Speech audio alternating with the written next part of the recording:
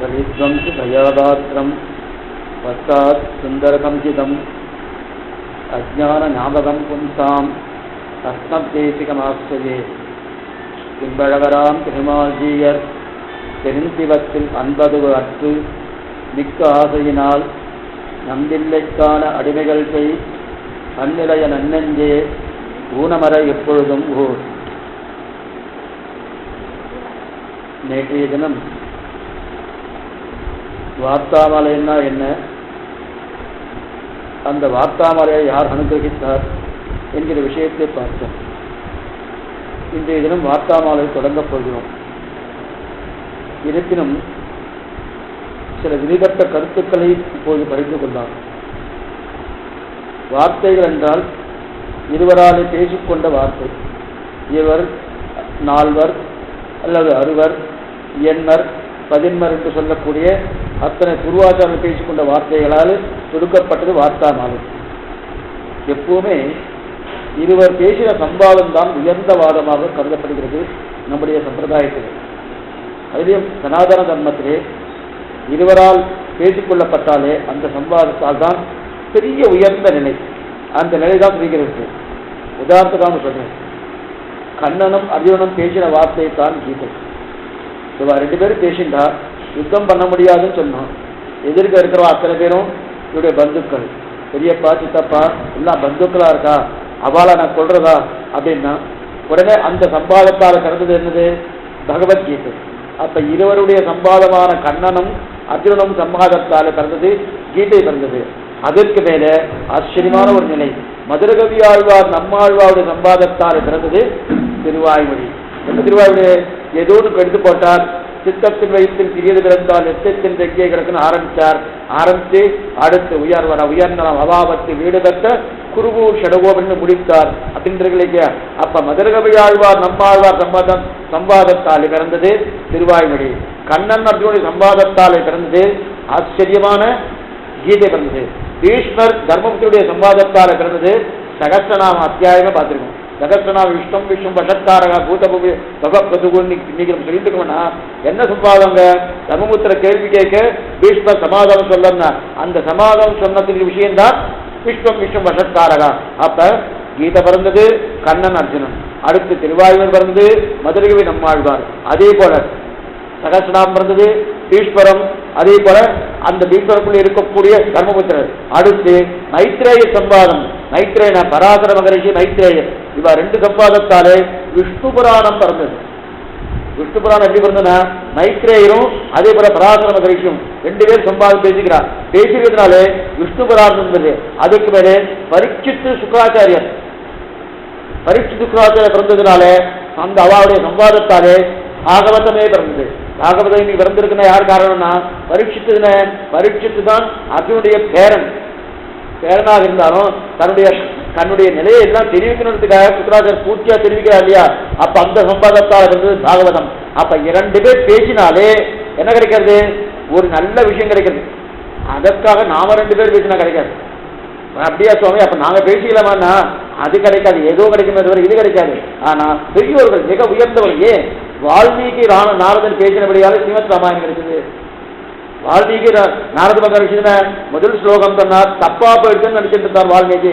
இல்ல தப்பில்லை, அதையே வாசலைன்னு சொல்லி மாத்திட்டு மேற்கொண்டு 24,000 ஸ்லோகங்களாக உருவாக்கப்பட்டது. எது காரணம்னா வால்மீகியும் நாரத மகரிஷியுடைய சம்பாதத்தால பிறந்தது.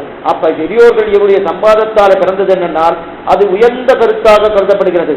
ஒண்ணுமில்லாத ரெண்டு பேருக்கே இந்த நிலைன்னா உருவாக இவர்களுக்கு மேற்பட்டவர்கள் தான் நம்முடைய நிலை. ஏன்னா நம்முடைய சம்பிரதாயத்திலே ஆழ்வார்களுக்கும் ரிஷிகளுக்கும் பர்வதபரமான ஒட்ட வாசி போறன்னு பூர்வாச்சாரியர் தெரிவிக்கிறார். திருப்பல்லாண்டிலே அவதாரிகளே தெரிவிக்கிறாங்க, ரொம்ப சட்டமா இருக்கிறார்.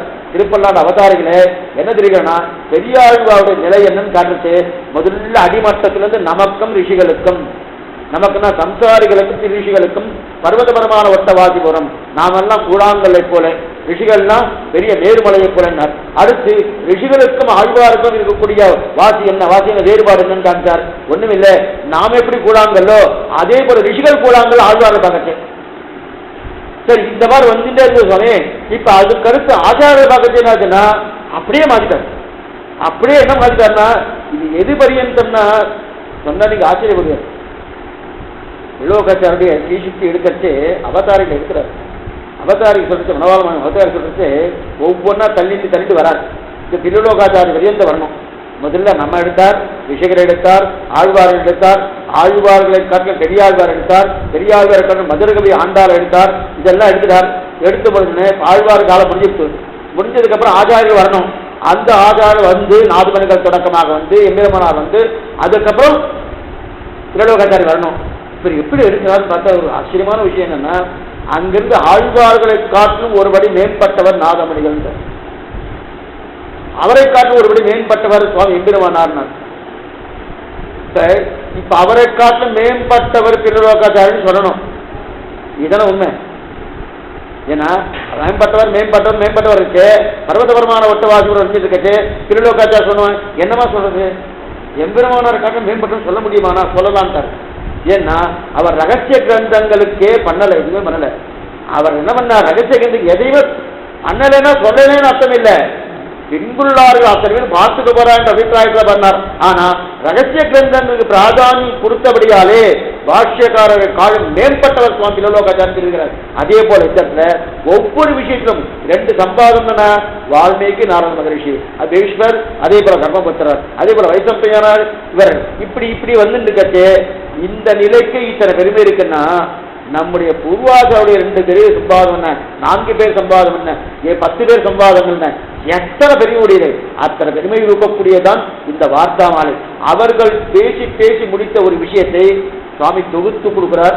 யாரு? பின்பழகலாம் பெருமாள்ஜி என்ற பெரியவர். அவர் தொகுத்து கொடுத்த தான் நேற்றுக்கு முதல் ஸ்லோகத்தை பார்த்தோம். கலித்வந்தி தயாபாத்திரம் தத்தா சுந்தர சஞ்சிதம் அஜ்ஞான ஞாபகம் பொம்சா அஸ்மத்தேசிகமாக்குது. கலித்வந்தி தயாபாத்திரம், கலி துவம்சி, கலி என்னன்னா நம்பிள்ளைக்கு கலித்வம்சின்னு பேரு.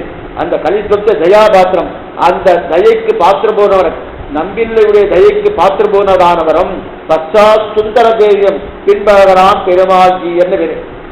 அஜ்ஞான ஞாபகம் பும்சாம், ஒரு துணியும் அஜ்ஞானம் இல்லாத நாம் அறிய வேண்டியதெல்லாம் அறிய வைத்து பும்சாம் நம் அனைவருக்கும் அஜ்ஞான நாதம் அஸ்தேசிகமாசிரியே அப்படிப்பட்ட பெரியவரான அழகிய பின்வழகராம் பெருமாள்ஜியரை வணங்குகிறேன். இது முதல் ஸ்லோகம்.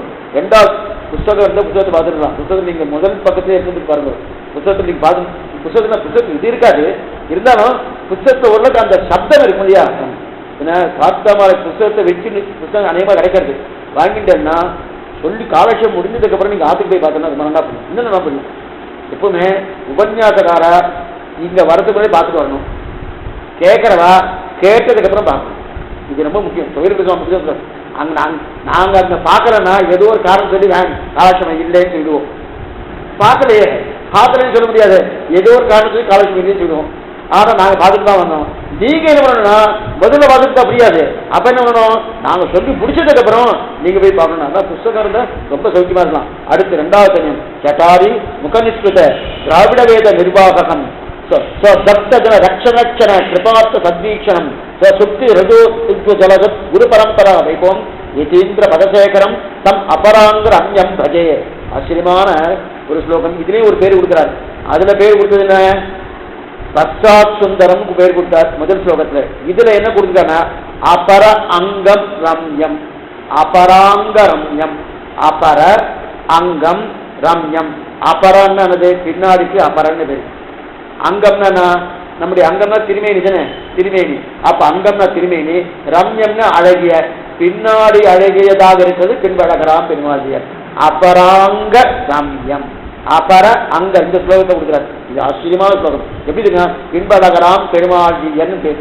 அதை கொடுத்தது பச்சாத் சுந்தரம் கொடுத்தார் முதல் ஸ்லோகத்துல. இதுல கொடுக்கறது அபராங்க ரம்யம்னு கொடுக்குறாரு. ஆக ரொம்ப முக்கியமான ஆதாரம் இதுக்கெல்லாம் எது காரணம்னா பாருங்க, சட்டாரி முகநிஸ்கிருத திராவிட வேத நிர்வாகம். இவர் பண்ண பெரிய கைங்கரியம் என்னன்னா, குரு பரம்பரை 6000 அப்படி குரு பரம்பரை பிரபாவத்தை பொறுத்தவரே சுவாமி இவர் தான், பின்பழகராம் பெருமாள்ஜியர் தான். 6000 அப்படி குரு பரம்பரை. இன்னைக்கு அந்த குரு பரம்பரை பிரபாவத்தை வச்சுட்டு தான் நிறைய பேர் குரு பரம்பரையுடைய நிலையை தெரிவிக்கிறார். மற்றதெல்லாம் நிறைய இருக்கு. ஏன் சுவாமி வரத்துக்கு பின்பழகராம் பெருமாள்ஜியருக்கு முன்னாடி குரு பரம்பரை பிரபாவத்தை எழுதியிருக்கார். கருட பண்டிதர்னு ஒருத்தர் எழுதியிருக்கார். கருட பண்டிதர்னு அவர் ராமானுஜருடைய சமகாலத்தவர். அவர் பெரிய மருத்துவர் வேற. அவர் நம்பெருமாளுக்கு ஏதாவது சளி பிடிச்சிருமா, அது எங்க பிடிக்குன்னு தெரியாது. இது எம்பெருமானார் பார்த்து முதலியானவர் பார்த்து கேட்கிறார். இன்னைக்கு அவர் திருமையை சேவிக்கிறார், பெரிய பெருமாள் திருமையை சேவிக்கிறார். சேவிச்ச உடனே நமக்கெல்லாம் சளி பிடிச்சுன்னா மூக்கில் ஒழுகிட்டே இருக்கும். ஆனால் ஒழுகிறது தானே இருக்கு. அவர் சளி பிடிச்சிருக்கேன்னு கேட்கிறார். அதிகாராய சித்தாய நித்யாய பரமாத்மனே சதேக ரூபரூபாய் இஷ்டவே சர்வதிஷ்ணவேன்னு சாஸ்திரம் சொல்லியிருக்கு. அவன் விகாரமற்றவன், மேலும் கிடையாது கீழும் கிடையாது, ஒரே நிலையில எப்போதும் இருக்கக்கூடிய சாஸ்திரம் சீபாஷ்யம் ஃபுல்லா எழுதியிருக்கார். அத்தனை எழுதி முடிச்சுட்டு இங்க வந்து அவருக்கு எது விகாரம் வந்திருக்கு, எது மூக்குல ஒழுகிறது போட்டிருக்கு, சளி பிடிச்சிருக்கு, என்ன பிரசாதம் கொடுத்தேன்னு முதலியான வந்து கேட்கிறார். என்ன பிரசாதம் கொடுத்தேன், என்ன கொடுத்தாருக்காரு, எப்போ கொடுக்குற பிரசாதம் என்ன, என்னென்ன பிரசாதம் கொடுத்தேன், சத்தியோதம் கொடுத்தேன், நாவல் பழம் கொடுத்தேன், இதை கொடுத்தேன், அது வந்து ஒன்று சொல்லிட்டு இருக்காரு. எப்படி கொடுத்தேன்னு கேட்டார். சத்தியோதனத்தையும் நாவல் பழத்தையும் சேர்த்து கொடுத்தேன்னு சொன்னார். ரெண்டுத்தையும் சேர்த்து கொடுத்தா சளி பிடிச்சிடும். தனித்தனியா சாப்பிடணும், இது தனியா அது தனியா சாப்பிடணும். இது வந்து வைத்திய சாஸ்திரத்தில் இது இருக்கு. உடனே அதுக்கு உண்டான வைத்தியம் என்ன வைத்தியம் பண்ணி 3 நாள் கஷாயம் சாப்பிட்டாரு. குருபரம்பரை எழுதி வச்சிருக்கான். அதை பண்ணினதே கருட பண்டிதர் ஒரு பெரியவர், அவர் தான் மருத்துவர். அவர் அந்த கருட பண்டிதர் தான் சம்ஸ்கிருதத்தை எழுதியிருக்கார். யாரு? யஜ்யசூரி சரிதம்னு பேர். அது இதுக்கும் கிடைக்கிறது. யஜ்யசூரி சரிதம்னு பேரு. அது எந்த காலத்தில் ஏற்பட்டது?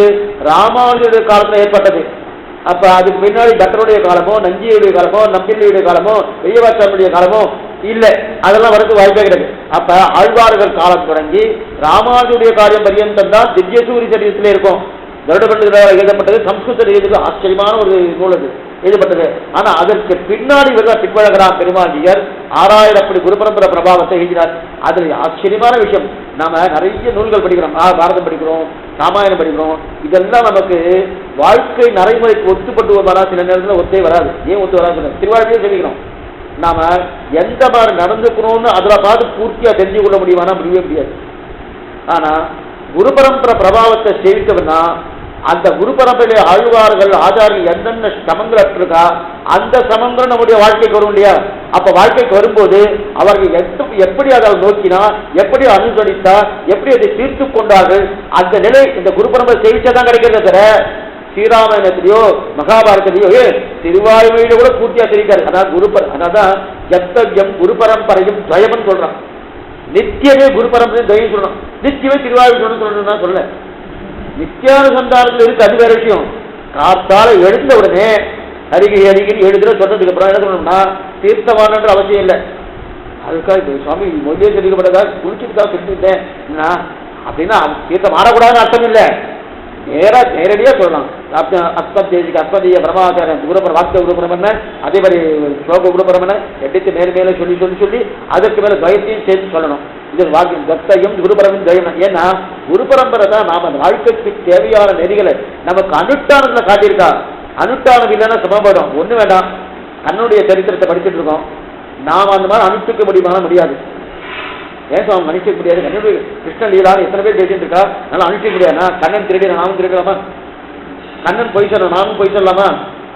அந்த மாதிரி ஆழ்வார்களுடைய சரித்திரத்திலேயோ பூர்வாச்சார சரித்திரத்தையோ ஏதாவது ஒன்றாவது பார்க்கலாமா? ஒண்ணுமே கிடையாது. திருடினாலும் எங்கேயா இருக்கா, பொய் சொன்னாலும் எங்கேயா இருக்கேன்னா அப்படின்னா கண்ணன் சரித்திரத்தை சொல்லப்படாதுன்னு நான் சொல்லல. ஆனா அதை காட்டிலும் பிராதானியதுன்னா குரு பரம்பரைக்குத்தான் பிராபாரியம். அந்த குரு பரம்பரை எழுதி வைத்த மகான் என்பனகரான் பெருமாள். எதுக்கு சொல்ல வந்ததுன்னா அந்த குரு பரம்பரை என்னென்னலாம் இருக்கு இல்லையா, அதை கொண்டு நம்முடைய வாழ்க்கையை நிர்ணயித்துக்கலாம். இந்த மாதிரி சமங்கள் வந்திருக்குன்னு என்ன அர்த்தம்னா சமங்களே வராதுன்னு அர்த்தம் இல்லை. குரு பரம்பரை சேவிச்சா நிச்சயமா சமங்கள் வரும்.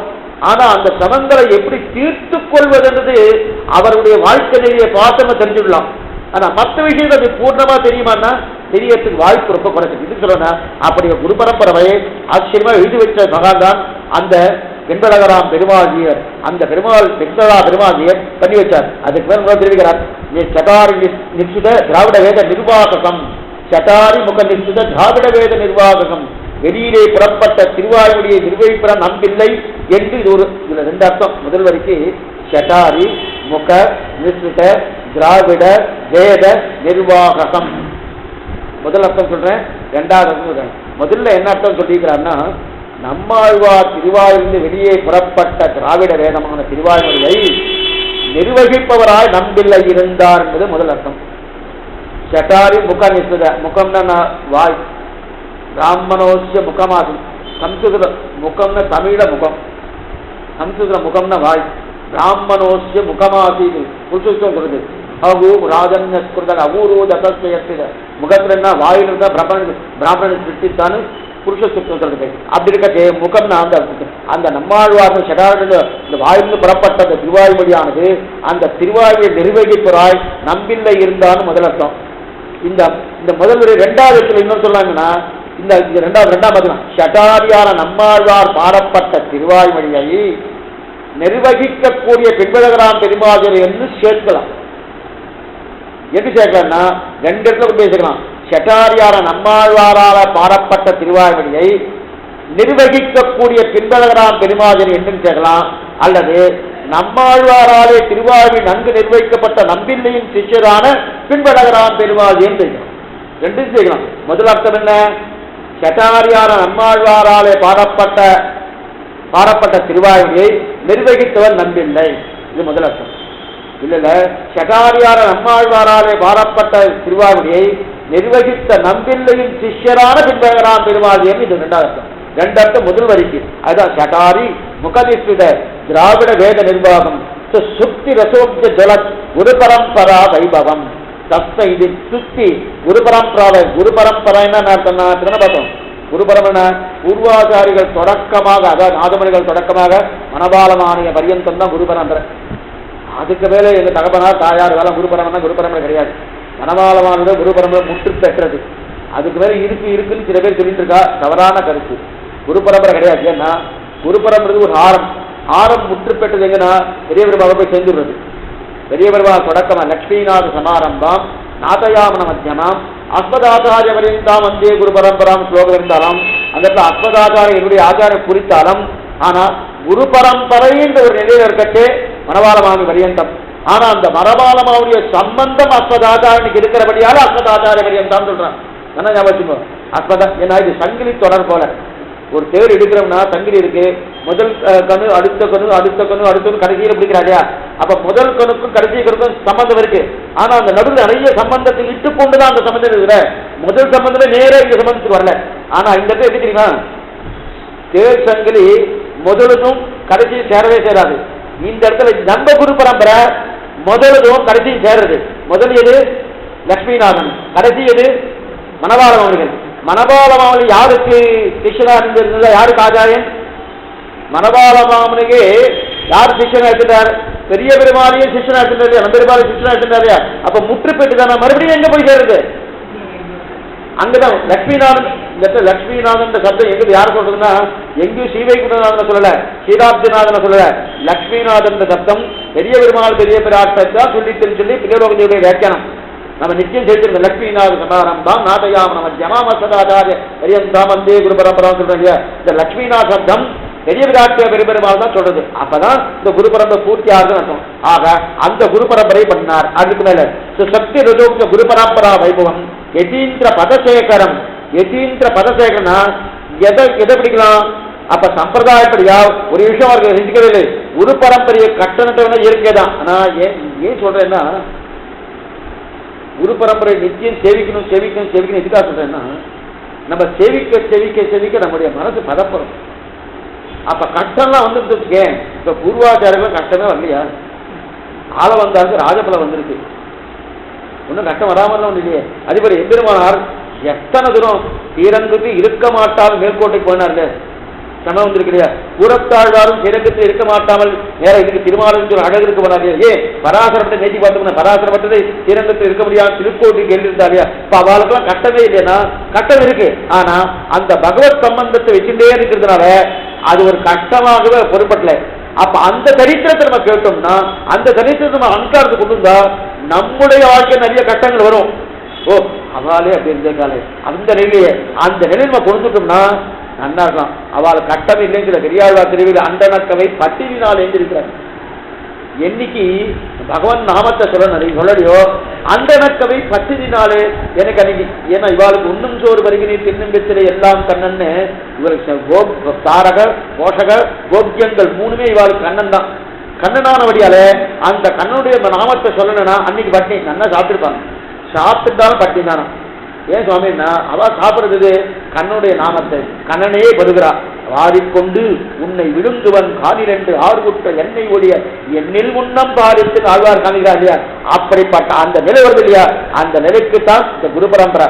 அப்ப அந்த குரு பரம்பரையை பூர்த்தியா தெரிஞ்சுக்கணும்னா அதை நல்லா பார்த்துக்கணும், அது தெரிஞ்சுக்கணும். அதுக்காக பிரபாவம் கிடையாது குரு பரம்பரை. அப்ப இவருடைய காலத்தை பார்க்கலாம். இவருடைய காலத்துல 6000 படி குரு பரம்பரையில நம்பில்லை வைபவருக்கு தான் இருக்கும், அது மாதிரி இருக்காது. 6000 படி குரு பரம்பரை பிரபாவம் இருக்கு இல்லையா? இது மணிப்பிரபாலத்தை எழுதியிருக்கிறது. அந்த குரு பரம்பரை பிரபாவத்தில் நம்பில்லை, ஏன்னா நம்பில காலத்தை வருகிறது. அதற்கு மேற்கொண்டு விரியவாச நம்பில்லை காலமோ பின்னாடி இருக்கக்கூடிய காலமோ மனவாளமான காலமோ அந்த 6000 படி குரு பரம்பரை இருக்கிற. அதுக்கப்புறம் எதீந்திர பிரபாவம் ஒரு குரு பரம்பரை இருக்கு, அதுல எழுதிட்டு இருக்கா.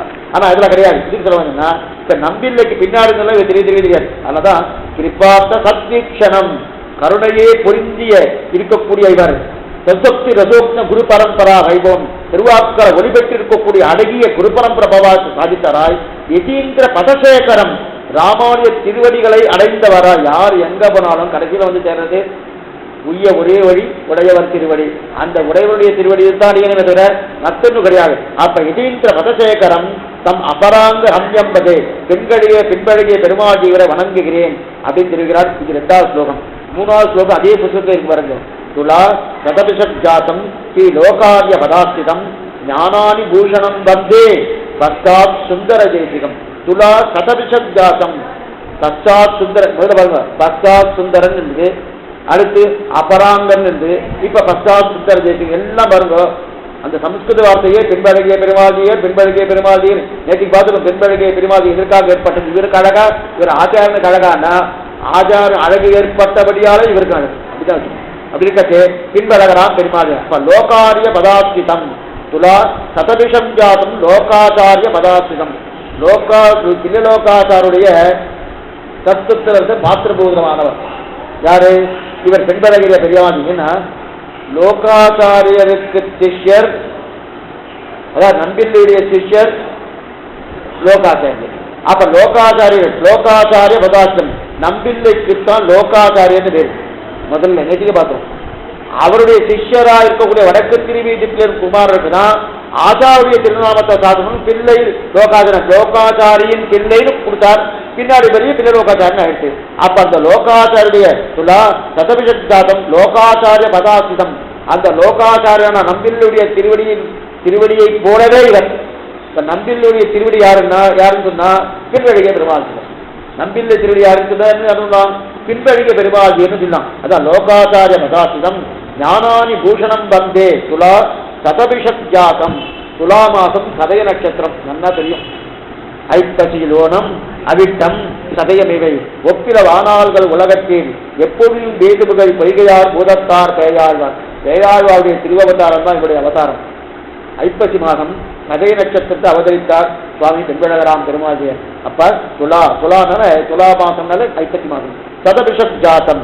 அப்படிப்பட்ட ஐப்பசி மாதத்திலே அவதரித்தவர். லோகாச்சாரிய பதாசிதம் ஞானானி பூஷணம் வந்தே. ஞானம் என்ன, பக்தி என்ன, வைராக்கியம் என்ன முதலான பூஷணங்களை படைத்த பெண்பழகராம் பெருமாஜியர். பூஷணம்னா ஆயுதம். ஆயுதம் என்னது? ஆபரணங்கள். அப்ப ஞானம், பக்தி, வைராக்கியம் இந்த 3 படைத்தவர். ஞான, பக்தி, வைராக்கியம். என்ன சந்தேகமா? துலா சதபிஷத் ஜாதம் என்ன சொல்ற? ஐப்பசி மாதம் சதய நட்சத்திரம். ஐப்பசியில் சதயம் தான் இவருடைய அவதாரம்.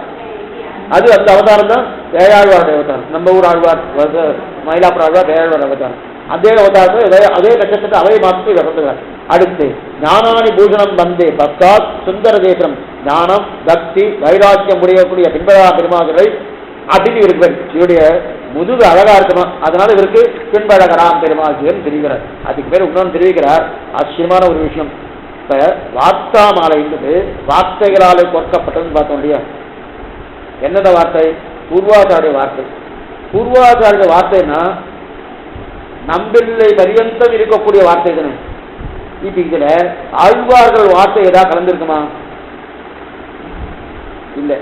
ஆனா ஆழ்வார்கள் விஷயமாக பூர்வர்கள் சொன்ன வார்த்தை இருக்கு. ஆச்சாரியர்கள் விஷயமாக பூர்வர்கள் சொன்ன வார்த்தை இருக்கு. ஆனா நேரடியாக அந்த பாசுரத்துக்குண்டான அர்த்தமான வார்த்தை இதுல இருக்குமானா இருக்காது. அதனால வார்த்தா மாலை என்று எதுக்கு பிராதானியம்னா பூர்வாச்சாரியர்களுக்கு தான் பிராதானியம் கொடுத்திருக்க, ஆழ்வார்களுக்கு பிராதானியம் இல்லை. ஏன் இந்த மாதிரி கொடுத்து இதை வச்சுட்டு தான் மணவாளம் அவர்கள் இந்த கிரந்தத்தை பண்றதுக்கு காரணமே இந்த வார்த்தாமாலை தான். ஆழ்வார்கள் வாழி அருள் செயல் வாழி. இந்த பாட்டு நல்லா பார்த்துக்கலாங்களோ. இத்தனை நாள் தெரிவித்திருப்பேன், அர்த்தம் தெரிஞ்சு தெரிவிச்சிருக்கோ தெரியாமல் அது வேறு விஷயம். ஆழ்வார்கள் வாழி அருள் செயல் வாழி தாழ்வாதுகள் குறவர் தாம்பாடின்னு இருக்கு இல்லையா?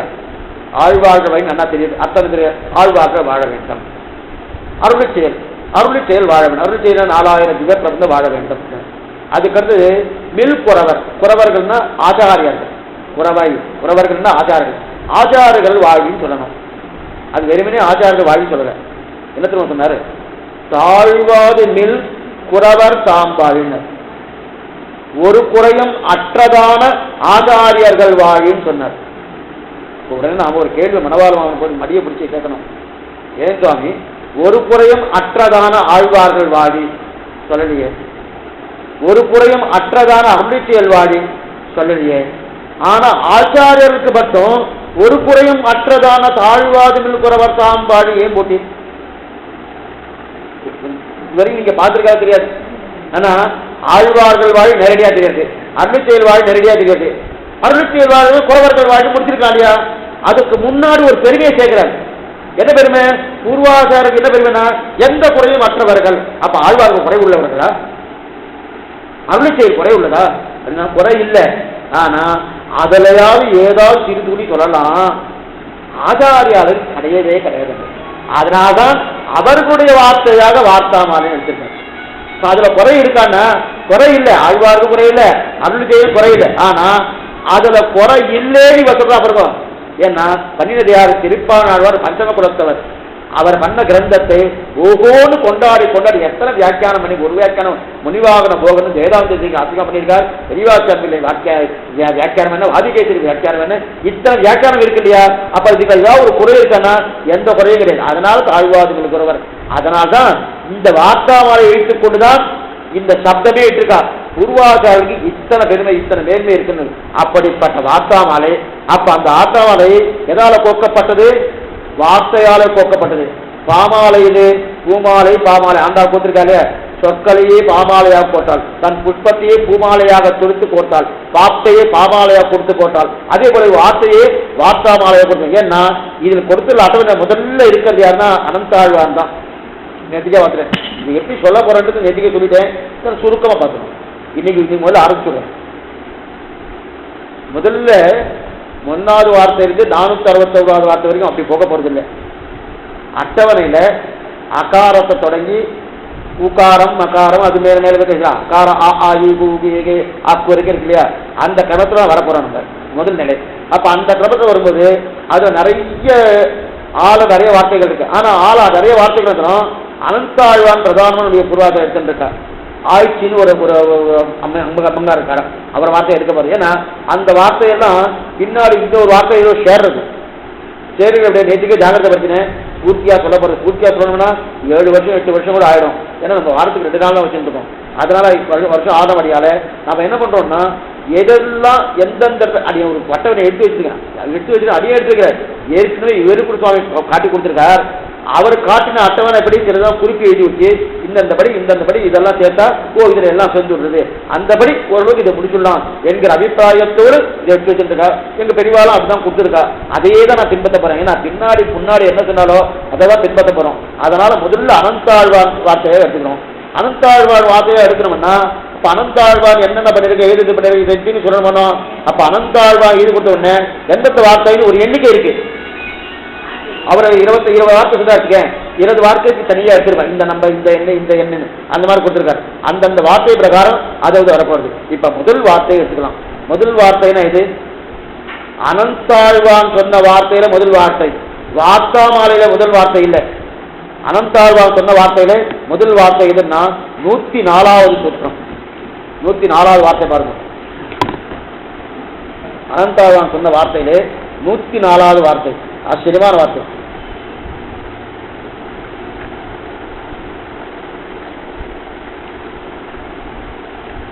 தெரியுதா? 104ஆம் வார்த்தை. அதாவது அனந்தாழ்வான் 104 புத்தகத்தை எடுத்து அனந்தாழ்வான் நஞ்சீயரை கண்டு இதுவன் ஜியா சுகுமாரராயிருக்கிற நீர் வேர்த்த போது நீராடி பசித்த போது அமுது செய்து பட்டரை சேவித்திருந்தால் கன்னியசக்தி வந்தியிலிருந்து உம்மை பரவத்திலிருந்து தள்ளுவார் உண்டோ இது என் என்று பார்த்து மந்திராந்திரங்களை அடைய விட்டு திருமந்திரத்திலே திறந்து துவயத்திலே வளர்ந்து துவைக நிட்டராதர் என்று வாழ்த்தி பின்னை அருளி செய்த வார்த்தை திருட்டத்தில் உள்ளதெல்லாம் பட்டருக்காற்றினோம் திருட்டத்துக்கு கடவார் பட்டரென்று இருப்பதோ இருப்புண்டு அது பூர்வ சதத்தினம் அனர்த்தாவயாயம் என்று பார்த்து திருட்டத்துக்கம் கடவார் பெருமாள் அதிர்ஷ்டத்துக்கம் கடவார் பட்டர் என்றிரும் திருட்ட அதிர்ஷ்ட இரண்டுக்கும் ஆச்சாரியன் கலந்து இருந்தால் வருவதை எண்ணெண்ணில் திருட்டத்தில் கர்மாதீனமாக ஏதேனும் சுருக்குண்டால் ஆச்சாரியன் வெறுத்த போது பெருமாளை கொண்டு தீர்த்துக் கொள்ளலாம். பெருமாளை வெறுத்தானாகில் ஆச்சாரியனை கொண்டு தீர்த்துக் கொள்ளலாம். அதாவது பெருமாளை கொண்டு தீர்த்துக் கொள்ள ஒண்ணாது. பெருமாளை வெறுத்தானாகில் ஆச்சாரியனை கொண்டு தீர்த்துக் கொள்ளலாம். இது தமிழ் தான். அது 800 வருஷத்துக்கு முன்னாடி இந்த தமிழ். இது ஒன்றும் கட்டவில்லை. இப்போ இந்த தமிழ் நம்ம தெரிஞ்சுன்னு வச்சுக்கேன், ஓரளவுக்கு நாமே புரிஞ்சுக்கலாம். மேற்கொண்டு குருவாச்சாரர் அவரோட கருத்தை கொடுவாரா. அப்படி இருக்கட்டு இந்த இடத்துல அனந்தாழ்வான் சொன்ன வார்த்தை யாரை பார்த்து? நஞ்சியை பார்த்து சொன்ன வார்த்தை. இப்ப நஞ்சியுடைய நிலை என்ன, அனந்தாழ்வான் நிலை என்ன சுருக்கமா பார்த்துக்குவோம். அதை பார்த்துட்டு அதுக்கப்புறம் இந்த நிலைக்கு என்ன அர்த்தம்ன்றது பார்த்துக்குவோம். அதாவது திருட்டம் அதிருட்டம் இருக்கார். திருட்டம்னு என்ன, அதுக்கு என்ன அப்படின்றது. ரெண்டாவது அனந்தாழ்வுடைய வார்த்தை. அனந்தாழ்வான் யார் முதல்ல பார்க்கணும். அனந்தாழ்வான் ஸ்ரீரங்கத்தில் தான் வாழ்ந்தார். இவருடைய திருவவதாரம் நேத்திக திருப்புன்னு சொன்னோம். இவருடைய இவர் போய் இவருக்கு சமாதின்னு சொல்றா இல்லையா, நம்ம சம்பிரதாயத்துக்கு சமாதின்னு சொல்றது இல்லை, திருவரசு சொல்லுவான். அந்த திருவரசு கர்நாடக மாநிலத்தில் இருக்கு இவருடைய திருவரசு. பின்னாடி சொல்றேன். அடுத்து இவருக்கு இருக்கக்கூடிய ஒரு ஸ்லோகம் என்னன்னா, ஆச்சரியமான ஸ்லோகம். என்ன ஸ்லோகம்னா, அகிலாத்ம குணாவாசம் அஜ்ஞான திமிராவகம் ஆஸ்திகானாம் சரணம் வந்தே அனந்தாரிய தேசிகம். இது அனந்தாழ்வாவுடைய ஸ்லோகம். இந்த ஸ்லோகத்தை யார் பண்ணினா தெரியுமா? சொன்னா நம்ப மாட்டேன். பண்ணினது திருவேங்கரமுடையா. எத்தனை வைபவம் பாருங்க அனந்தாழ்வான். ஒரு பெருமாள் ஒண்ணுமில்ல, ஒரு சாமானிய ஜீவாத்மாவுக்கு இது இதுன மனவாழ்மாவனி பண்ணது பெருசு இல்லை. அதுக்கு முன்னாடி நடந்து இருக்கிறது. நம்ம நினைச்சிருக்கோம் மனவாழ்மாவன் சீசையில் இருக்கிறது யாபாசம் சொல்லியிருக்காரு, ஒரு இதான் உயர்த்தணும். அதுக்கு முன்னாடி திருவேங்கரோடியா பண்ணியிருக்காரு. ஏன்னா இவருக்கு எப்பவுமே திருவரங்கத்துக்கும் திருமலைக்கும் போட்டி இருந்துட்டே இருக்கும். இவர் முன்னிட்டாரு. ஏன்னா முதல்ல வந்தவர் இவர் தானே. அங்கிருந்து வந்திபா வடவேங்கர மாமலை மாணவர்கள் சந்தி செய்ய நின்றான். நின்றவரும் அரங்க தலைவனையனாலே இவர் நின்னபடியாலே முதல்ல இவர் முந்தின்றார். ஆனா முந்தின்றவர் சரியா முந்தலை. மேல வர சொல்றாங்க. அந்த அவர் ஜெயிச்சிட்டார். வேற ஒருத்தர் இதெல்லாம் போட்டி பெருமாளுக்கு இந்த பெருமாள் அந்த பெருமாள். இவர் என்ன பண்ணார்னா, அஜ்ஞான அது அகிலாத்ம குணாவாசம் அஜ்ஞான திமிராபகம் ஆஸ்திகானாந்த சரணம் வந்தே அனந்தாரிய தேசிகம். அனைத்து ஆத்ம குணங்களும் புரிஞ்சவராய், அஜ்ஞான திமிராபகம் அஜ்ஞானம் என்னும் இருட்டை போக்கக்கூடியவராய், ஆஸ்திகானாந்தி சரணம் தன் பக்தர்களுடைய எளிதில் பட்டத்தகுந்தவராய் அனந்தாழ்வான ஆச்சாரியனை வணங்குகிறேன். இது ஸ்லோகம். இதுக்கு ஆச்சாரிய தனின்னு பேரு. இதுக்கு அதுக்கடுத்து 2வது தனியின் வேற இருக்கு. 2வது தனி 2 தனியின் அனந்தாழ்வானுக்கு. சாமான்யமாக நம்பிரமா ஒரு தனி தான் பண்ணார். இவர் 2வது தனியின் வேற பண்ணார். ஏன் 2வது தனியின் பண்ணார்? இது எந்த சரித்திரத்தை என்ன சன்னிவேசத்தை இது வார்த்தமாக கிடையாது. படிக்கிறதுன்னா அனந்தாழ்வான் யாரும் தெரிஞ்சுட்டானா அவர் வார்த்தையை நமக்கு சாதாரண கொடுக்கணும். அதுக்கு நஞ்சியர் யாரும் தெரிஞ்சுட்டாதான் அப்ப அவருடைய சரித்திரத்தை ஒரு பார்த்துட்டா தான் மேற்கொண்டு பார்க்க முடியும். இப்ப அனந்தாழ்வான் திருமலையில கைங்கிரம் என்றார். இது எல்லாருக்குமே தெரிஞ்ச விஷயம் தான். அந்த திருமலை கைங்கிரம் என்று கட்சி எம்பெருமான நேரம் திருமலை வரணும்னு ஆயத்தப்பட்டார்.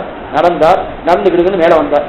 மேல வந்த உடனே ஆயாசம் தாங்கல. வெயில் அபாரமான வெயில் இருக்கிறதால அவரால் தாங்க முடியல. ஒரு உட்கார்ந்துட்டு ஏதாவது பசியா இருக்கு, ஏதாவது கிடைக்குமா எதிர்பார்த்துருந்தார். எதிர்பார்த்து ஒரு பிள்ளையாண்டம் சொன்னான். 2 பிள்ளையாண்டம் கொஞ்சம் சத்தியனும் கொஞ்சம் வடுமாங்காய் கொஞ்சம் மாம்பழம் அது எல்லாத்தையும் எடுத்துட்டு நேராக சுவாமிகிட்ட கொடுத்துருக்கான். சுவாமி ஸ்வீகரிக்கலாமே, பசி ஆரம்பத்துக்கு ரொம்ப சுமப்படுறே, ஸ்வீகரிக்கலாமேன்னு கொடுத்தார். அங்க இருக்கிற சிஷ்யாலாம் பிடிச்சுட்டார். என்ன இந்த பையன் பிள்ளையாண்டம் கொடுக்குறான், உனக்கு ஆச்சாரிய சம்பந்தம் இருக்கா அப்படின்னு கேட்டார். இந்த பிள்ளையாண்ட தான் திருவேங்கடமுடையான். ஏற்கனவே தன் தர்மி பத்தினி வீட்டுலேயே அடிபட்டு தான் அடிபட்டிருக்கேன்னு காட்டிட்டு எல்லாம் பச்சை வச்சிருக்கோம். அப்படி இருக்கே அதே பிள்ளையாண்ட நேரம் அங்கே நின்றார். நின்றுட்டு இந்த மாதிரி கொண்டு கொடுத்தார். கொண்டு கொடுத்தோன்னே உனக்கு ஆச்சாரியன் யாரு, ஆச்சாரிய சம்பந்தம் இருக்கா, ஆச்சாரிய சம்பந்தம் இருந்தா தான் நான் எடுத்துப்போம் அப்படின்னு விதித்து போயிட்டார். நமக்கெல்லாம் ஆச்சாரிய சம்பந்தம் இருக்கு, பெருவாளுக்கு என்ன ஆச்சாரிய சம்பந்தம், நமக்கு என்னன்னே புரியல. என்ன இதுவா போய் என்ன கிட்ட இந்த கேள்வி கேட்கறாங்க. நமக்கெல்லாம் சில வார்த்தையெல்லாம் சில பேர்ட்ட கேட்டா நமக்கு ஒண்ணுமே தெரியாது, சட்டுன்னு புரியாது. ஆச்சாரிய சம்பந்தம் இருக்கா அப்படின்னாரு.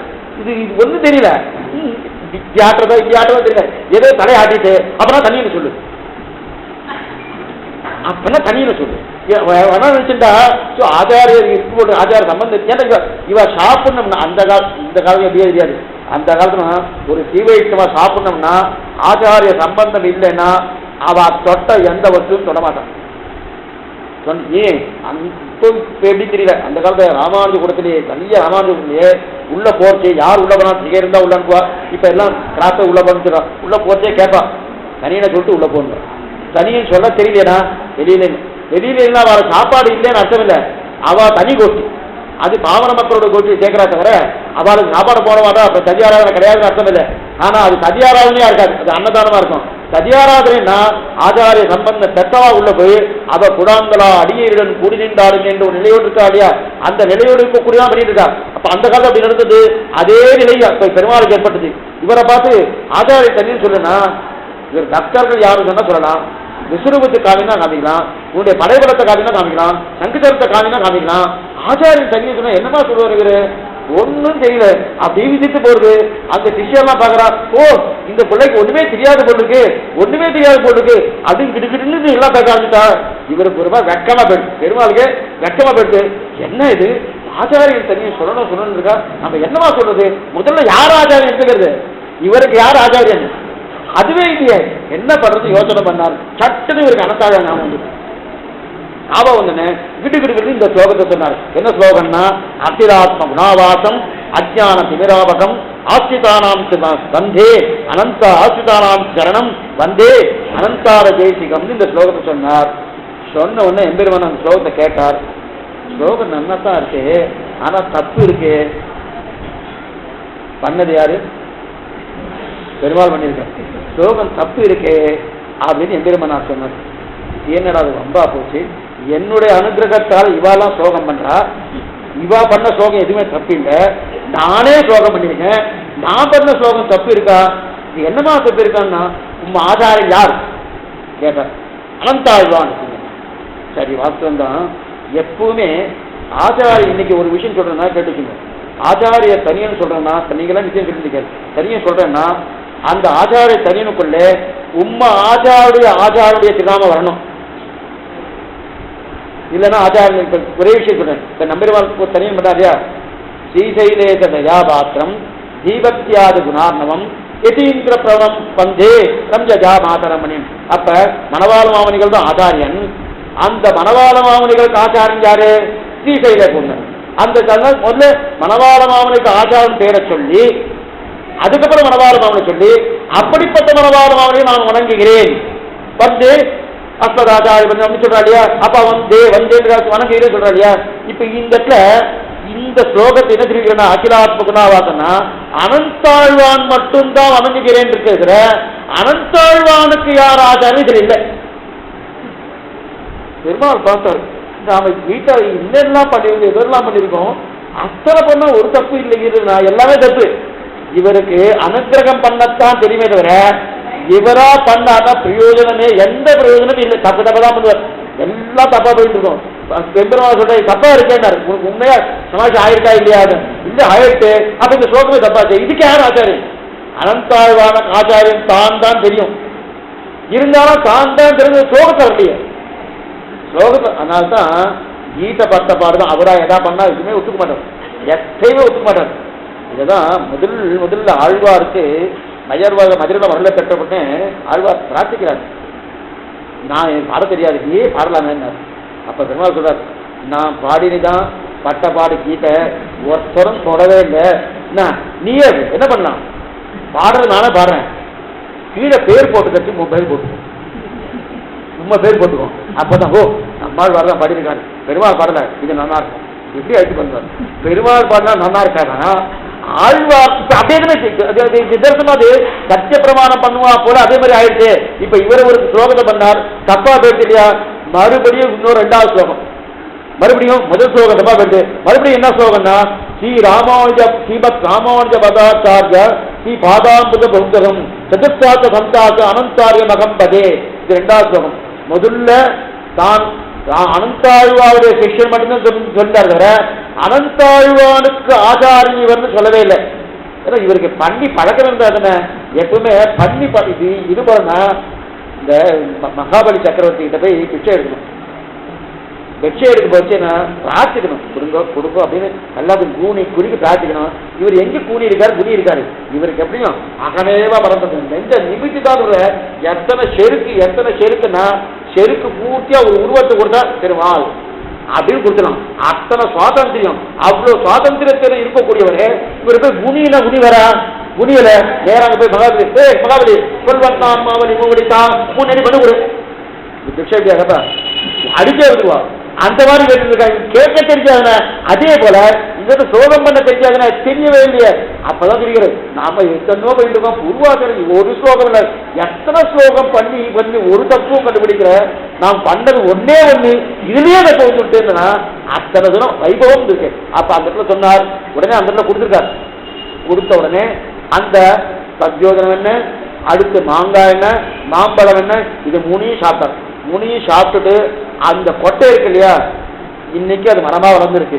வழியம்பெருமானார் சொன்னதை நீங்க தெரிவிக்கலாம். இந்த நடந்து போச்சு நீங்க தெரிவிக்கணும். மேல மேல இந்த முழங்கால் முடிச்சுக்கு முன்னாடி வழியம்பெருமானார் சன்னதின்னு சுவாமி ஜிஎஸ் சுவாமி பெரிய கேள்வியப்பன் சுவாமி ரொம்ப சமீபத்தில் சப்ரோஷனா பண்ணி ரொம்ப நல்லா பண்ணிக்கிட்டு இப்ப பலகெல்லாம் போட்டுக்கலாம்.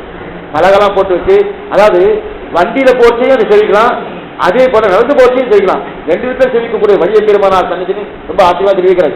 இது சொல்ல வந்தேன்னா அப்ப அகிலாத்மம் நாவாசம் அஜ்ஞான திமிராபகம் ஆசிதானாம் சரணம் வந்தே அனந்தாரிய செய்யணும். அப்படிப்பட்ட ஆச்சாரனை ஏற்றுக்கொண்டேன்னு தெரிவிக்கிறாங்க.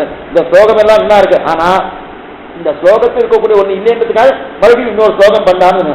அடுத்து இது ஏன் சொல்றேன்னா, இந்த கஷ்டம் நம்பெருமாள் பண்ணல, அவர் ஒழுங்கா பண்றார். இரண்டாவது பண்ணல. ஏன் என்ன காரணம் தெரியுமா? அவர் 1 வருஷ காலம் காலட்சேபம் கேட்டார், இவர் காலட்சேபமே கேட்கல. அப்ப காலட்சேப பெருமாளா இருந்தாலும் காலட்சேபம் கேட்டாத்தான் ஞானமே தவிர வெறுமே நான் பெருமானா ஞானம் கிடையாது. இது எது வரைக்கும் பரமாத்மாவுக்கே இதுதான். அப்ப ஜீவாத்மா கேட்கணும்னா காலட்சேபம் கேட்கணும் கேட்டுட்டே இருக்கணும். எத்தனை பண்ணாலும் செய்யும் கிரிசைகள் கேளீரோ அண்டா சொன்னால 2வது பாட்டு என்ன சொன்னா, செய்யும் கிரிசைகள் கேளீரோ சொன்னால் 20 ஆகினும் சொல்லுவன் கேட்கணும்னு ஆழ்வார் தெரிவிக்கிறாரு. அப்ப கேட்கணும். அவரு 1 வருஷ காலம் எல்லாத்தையும் நிறுத்திட்டார், உற்சவத்தையும் நிறுத்திட்டாரு. எனக்கு உற்சவம் வேணா ஒண்ணு வேண்டாம், நம்பிள்ள யூனிசிட்டி அதற்கு மேல வாக்குறுதி இப்படிப்பட்ட வாக்கு அந்த மனவாளமாக சொல்லுடைய வார்த்தை கேட்கணுமா கேட்டுபடியால 1 வருஷ காலம் ட்ரைனிங். அந்த ட்ரைனிங் சரியா வந்துட்டு இவருக்கு ட்ரைனிங்கே இல்லை. இனிமே இந்த திருமலையப்பன் அவர்கிட்ட போய் கொஞ்சம் கத்துக்கணும். டாக்டர் ரங்கநாதன் போய் கத்துக்கணும். இது சொல்ல வந்தேன்னா அகிலாசம் புனாவாசம் அஜ்ஞாபகம் ஆத்மிதானாம் சரணம் வந்து அனந்தாரியம் என்று சொன்ன உடனே எல்லாரும் கொண்டா. அப்ப ஆச்சார சம்பந்தம் இருக்குன்னு தெரிஞ்சுட்டு மேற்கொண்டு பண்ணா இல்லையா? அப்ப மாம்பழத்தை கொடுத்து மேற்கொண்டு அங்கே நிலையை பண்ணி கொடுத்துக்கா இல்லையா? அப்படிப்பட்ட அந்த நிலை. இப்ப அனந்தாழ்வான் நட்சத்திரம் மதுரகவியுடைய நட்சத்திரம் சித்திர நட்சத்திரம். இந்த சித்திர நட்சத்திரத்துக்கு ஒரு பெருமை உண்டு. மொத்தம் 27 நட்சத்திரங்கள். 27 நட்சத்திரத்துல நடுவாக இருக்கக்கூடிய நட்சத்திரம் சித்ரா நட்சத்திரம். இதத்தான் மணவாளமாக தன்னுடைய உபதேசமாயிலே வாய்த்த திருமந்திரத்தின் மத்தியமமாம் பதம் போல் சீர்த்த மதுர கவிதைகளையே.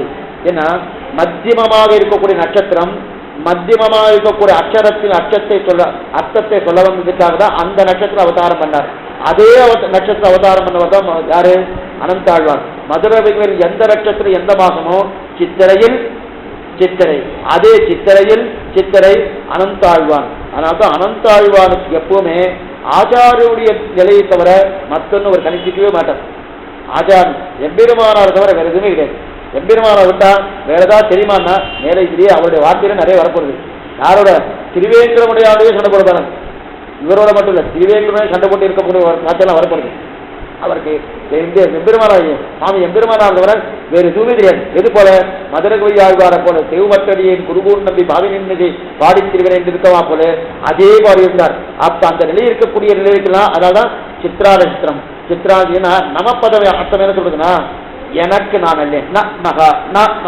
நகனா எனக்கு நான் நகாத தகுறது எனக்கு நான் அல்ல. அப்ப நான் பகவானுக்கு அற்றுத்தவன், பகவானாலே ரட்சிக்கப்படுவன். இந்த நிலை நமப்பதத்தின் அர்த்தம். இது மேலெழுந்த வாரியான அர்த்தம்.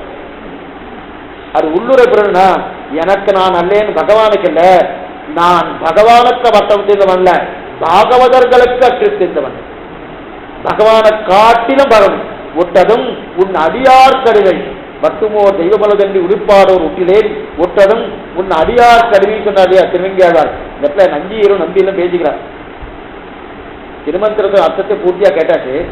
கேட்ட திருக்கணவன சௌரி பெருமாள் அவர் சமாஷனம் பண்ணிட்டார். திருநடைய சீனிவாச பெருமாள் சமாஷனம் பண்ணிட்டார். அர்த்தத்தை இவற்றை கேட்கின்றார். இவருக்கு தான் ரெண்டு மூணு ஆச்சாரியன். எம்பெருமானாருக்கு போல இவருக்கு எம்பெருமானுக்கு 2-3 ஆச்சாரியன். அது மாதிரி கேட்டார். கேட்டு முடிச்ச உடனே சரி திருப்பி சொல்லுனார். நாமெல்லாம் திருப்பி எல்லாம் சொல்ல மாட்டோம். காலசேவன் கேட்கிறா திருப்பி சொல்லுன்னா யாருமே வரமாட்டான். நேற்றுக்கு வந்தவாங்களே இன்னைக்கு இல்லை, அதுக்கப்புறம் அடுத்த நாள் வருவாரா வரவே மாட்டார். ஆனால் பெருமாள் மாட்டார். கடியனை பார்த்து நான் சொன்ன கொஞ்சம் திரும்பி சொல்லுனார். அவர் சொல்றது கேட்கணுமா? கலத்ததனால் பயன் பெற்றேன் வலுக வேண்டுன்னு நேரம் இருக்குன்னு சொல்றார். மற்றும் ஒரு தெய்வபலத்தில் இருப்பாரோடு உற்றிலேன் உற்றதும் உன்னடியார் கடுமையினர். நம்பியில நம்பியை சொன்னார். இத்தனை நாள் வாத்தியார் இவர் இவர் இவர் கேட்டு வச்சுட்டு உனக்கு அடிமை இல்லை, உன்னை அடியானுக்கு அடிமைன்னா சொன்ன பெருமாள் கோச்சிக்க மாட்டாரா? அவருக்கு தானே அடிமையா இருக்குன்னா இல்ல இல்ல இன்னும் அள்ளி கமல கண்ணனாக இருக்குன்னு சொல்லி அதுக்கு மேற்கொண்டு அர்த்தம் தெரிவிக்கிறாங்க. அதுக்குண்ட பாத்திரம் தெரிவித்து நல்ல கோட்பாட்டு உலகங்கள் முன்றிலும் தாண்டிருந்து அந்த அர்த்தத்தை சொல்லி மேற்கொண்டு தெரிவிக்கிறார். இது சொல்ல வந்தேன்னா அப்ப தற்சேஷத்துவம் ததீய சேஷத்துவம். தற்சேஷத்துவம்னால் பெருமாளுக்கு அடிமை, ததீய சேஷத்துவம்னால் அவருடைய அடியார் கடிமை. அடியார் நம்மடியார் நமக்கடியார் அடியார் அடியார் தம் அடியார் அடியார் அடியோர்களில் 7 தடவை அடியை பற்றி அடிமைத்தனத்தை கொண்டு வந்தார் இல்லையா? அந்த அடிமைத்தனம் தான் வாய்த்த திருமந்திரத்தின் மத்தியமமான நமப்பதத்தின் அர்த்தம். அந்த நமப்பதத்தின் அர்த்தம் பூர்த்தியாக தெரிவித்தபடியாலே அதன்படி நடத்தபடியாலே அனந்தாழ்வான் சித்திரையில் சித்திரை அவதாரம். அதனால்தான் அனந்தாழ்வார்களுடைய வம்சத்தார்கள் அவருடைய திருவடி சம்பந்திகள்லாம் அடியேன் ராமானுஜாசன் சொல்ல மாட்டான், அடியேன் மதுர கவிதாசன் சொல்லிப்பார். நல்லா ஞாபகம். அடியேன் ராமானுஜாசன் சொல்ல மாட்டான். அதே போல பிரதிவாதி பயங்கரம் அன்னங்கராச்சார சுவாமி அவருடைய திருவி சம்பந்திகள்லாம் அடியேன் ஸ்ரீவைஷ்ணவதாசன் சொல்லிப்பார். ஏன்னா அவர் நேரம் வனவார மாவட்டம் நேரம் வந்தார். யார் வந்திருக்காங்க? அடியேன் ஸ்ரீவைஷ்ணவதாசன் வந்தேன்னா அதுல இருந்து அவா பரம்பரையில வரவாறுதான் ஸ்ரீவைஷ்ணவதாசன். இவர் மதுரகவி நிலையை நிலையாக பெற்றோம், நறுவழி நிலையை நிலையாக பெற்றோம் சொல்வீங்கள. மதுரகவிக்கு எந்த நிலையோ அதே நிலை தான் அனந்தாழ்வான். அதனால அனந்தாழ்வா வம்சத்துல அத்தனை பேருக்கும் இப்ப நாமெல்லாம் மதுரகவி இந்த மாதிரி என்ன சொல்றோம்? மதுரவிதாசன் பதில ராமானுஜாசன் சொல்லிக்கிறோம். எப்ப சமாசம் ஆயிட்டோ ராமானுஜன். ஆனா அனந்தாழ்வார் வம்சத்தினவர்களுக்கு அனந்தாழ்வாருக்கு அவர்கிட்ட சமாசனம் பண்ணிட்ட வாழ்க்கை மதுரகவிதாசன். அதே போல பிரதிவாதி பயங்கர அண்ணா செவிய சம்பந்தம் பெற்றவாளுக்கு ஸ்ரீவைஷ்ணவதாசன். இது நிறைய இருக்கு. இது சொல்ல வந்தேன்னா அப்புறம் வைபவம் அனந்தாழ்வானது. அப்படிப்பட்ட அனந்தாழ்வாருடைய வார்த்தை இந்த வார்த்தை எத்தனாவது வார்த்தை? கிட்டத்தட்ட 104வது வார்த்தை. அதுல அனந்தாழ் வைபவம் பார்க்க நஞ்சியர் வைபவம் பார்க்க வேண்டாமா? சுருக்கமா பார்த்துக்கோம் கேட்கணும். ஏன்னா அப்புறம் இது குரு பரம்பரா போயிடும். வார்த்தாமாலையா இருக்காது. நமக்கு வார்த்தாமாலை பார்த்துட்டு இருக்க இருக்கா அவர் யாரும் தெரிஞ்சுக்கிறதுக்காக மேற்கொண்டு நஞ்சியர் ஆச்சரியமான விஷயம். மாதவாச்சாரியார்னு வேறு. இவர் மேலக்கோட்டை வாழ்ந்தவர். திருநாராயணனுடைய திருவவதாரம். இந்த பிரதட்சமாய் மாடையில் அணிஞ்சிருக்க கோடியில் அவருடைய சன்னிதி இருக்கு. அங்கதான் திருவவதாரம் மாதவாச்சாரிய சன்னிதி இருக்கு, நஞ்சியுடைய சன்னிதி இருக்கு. அந்த நஞ்சியுடைய சன்னிதியிலிருந்து தான் இவர் நேர வாதப்போர ஜெயிச்சார். திருநெடுந்தானன் சாஸ்திரம் தெரியுமான்னு சொல்லி எம்பெருமானார் காலத்திலே இருக்கார் நஞ்சியர் இந்த மாதிரி இருக்கான்னு எம்பெருமானார் தெரியும். தெரிஞ்சுதான் பராசரப்பட்ட அனுகிறார். மேலக்கோட்டையிலே மேல்நாட்டிலே மாதவாச்சாரிய பெரியவர் இருக்கார், அவரை ஜெயிச்சுட்டு வாரன்னு சொல்லிட்டு பட்ட பராசரப்பட்ட அனுகிறார். அவரும் போய் ஜெயிச்சுட்டு வர அந்த ஜெயிச்ச காலத்துல தான் இங்க ஸ்ரீவைகுண்டம் போயிடுவார். இவர் அங்க மேலக்கோட்டை போயிருக்கார் இல்லையா? இங்க எம்பெருமானார் ஸ்ரீவைகுண்டம் போற காலத்தை பராசரப்பட்டர் இல்லை. எம்பெருமானார் ஸ்ரீவைகுண்டம் போனாங்க, அவர் திருமேனி போனாங்க பராசரப்பட்டர், அவரும் அங்க போயிருக்கார். எது சொல்ல வந்தேன்னா அப்ப அங்க ஜெயிச்சுட்டு வந்தார். எப்படி எத்தனை பெரிய தனிக்கல், பெரிய வள்ளல். அத்தனை அதுவும் 2 மனைவிகள் தன்னுடைய 2-3 தன்னுடைய சொத்தை 3ஆ பிரிச்சுட்டார். 3ஆ பிரிச்சு ஒவ்வொரு மனைவிக்கும் ஒவ்வொரு சொத்தை கொடுத்துட்டு இன்னொரு சொத்தை எடுத்துட்டு தன்னுடைய ஆச்சாரம் சமைச்சிட்டு அந்த ஆச்சாரியோட ஆச்சாரம் யாரு? பராசரப்பட்டர். அந்த பராசரப்பட்டோட இருக்கார். அது மட்டும் இல்ல, ஆசிரம சிவீகாரம் பண்ணிட்டார். ஆசிரம சிவீகாரம்னா சன்னியாச ஆசிரமம் எடுத்துட்டார். சன்னியாச ஆசிரமம் எடுத்துட்டு நேர கிளம்பி வந்தார். கிளம்பி வந்துருக்கச்சு ஜீர் ஆயிட்டார். சன்னியாச ஆசிரமம் ஜீர் ஆயிட்டார். ஜீர் ஆயிட்டு அந்த காவிரி தீர்த்த மாட்டி கிளம்புறார். கிளம்பி ஆசிரம சிவீகாரம் வந்து இருக்கச்சு இந்த கலந்து வரச்சே இப்ப இவர் அனந்தாழ்வான் பார்த்துட்டார். பார்த்துட்டு இவரை பார்த்து ஏன் சன்னியாச ஆசிரமம் எடுத்துட்டாரு, ஏன் ஆசிரம ஸ்வீகாரம் பண்ணிட்டார்? அது வரைக்கும் ஒரு சன்னியாசி இல்ல, அவர் கிரகஸ்தர் தான். கிரகஸ்தர் என்ன சம்சாரி, ஆனா சன்னியாசி ஆயிட்டார். சன்னியாசி ஏன் ஆசிரம ஸ்வீகாரம் எடுத்துட்டாருன்னு பார்த்துட்டு அப்ப சொன்ன வார்த்தை தான் இந்த வார்த்தை.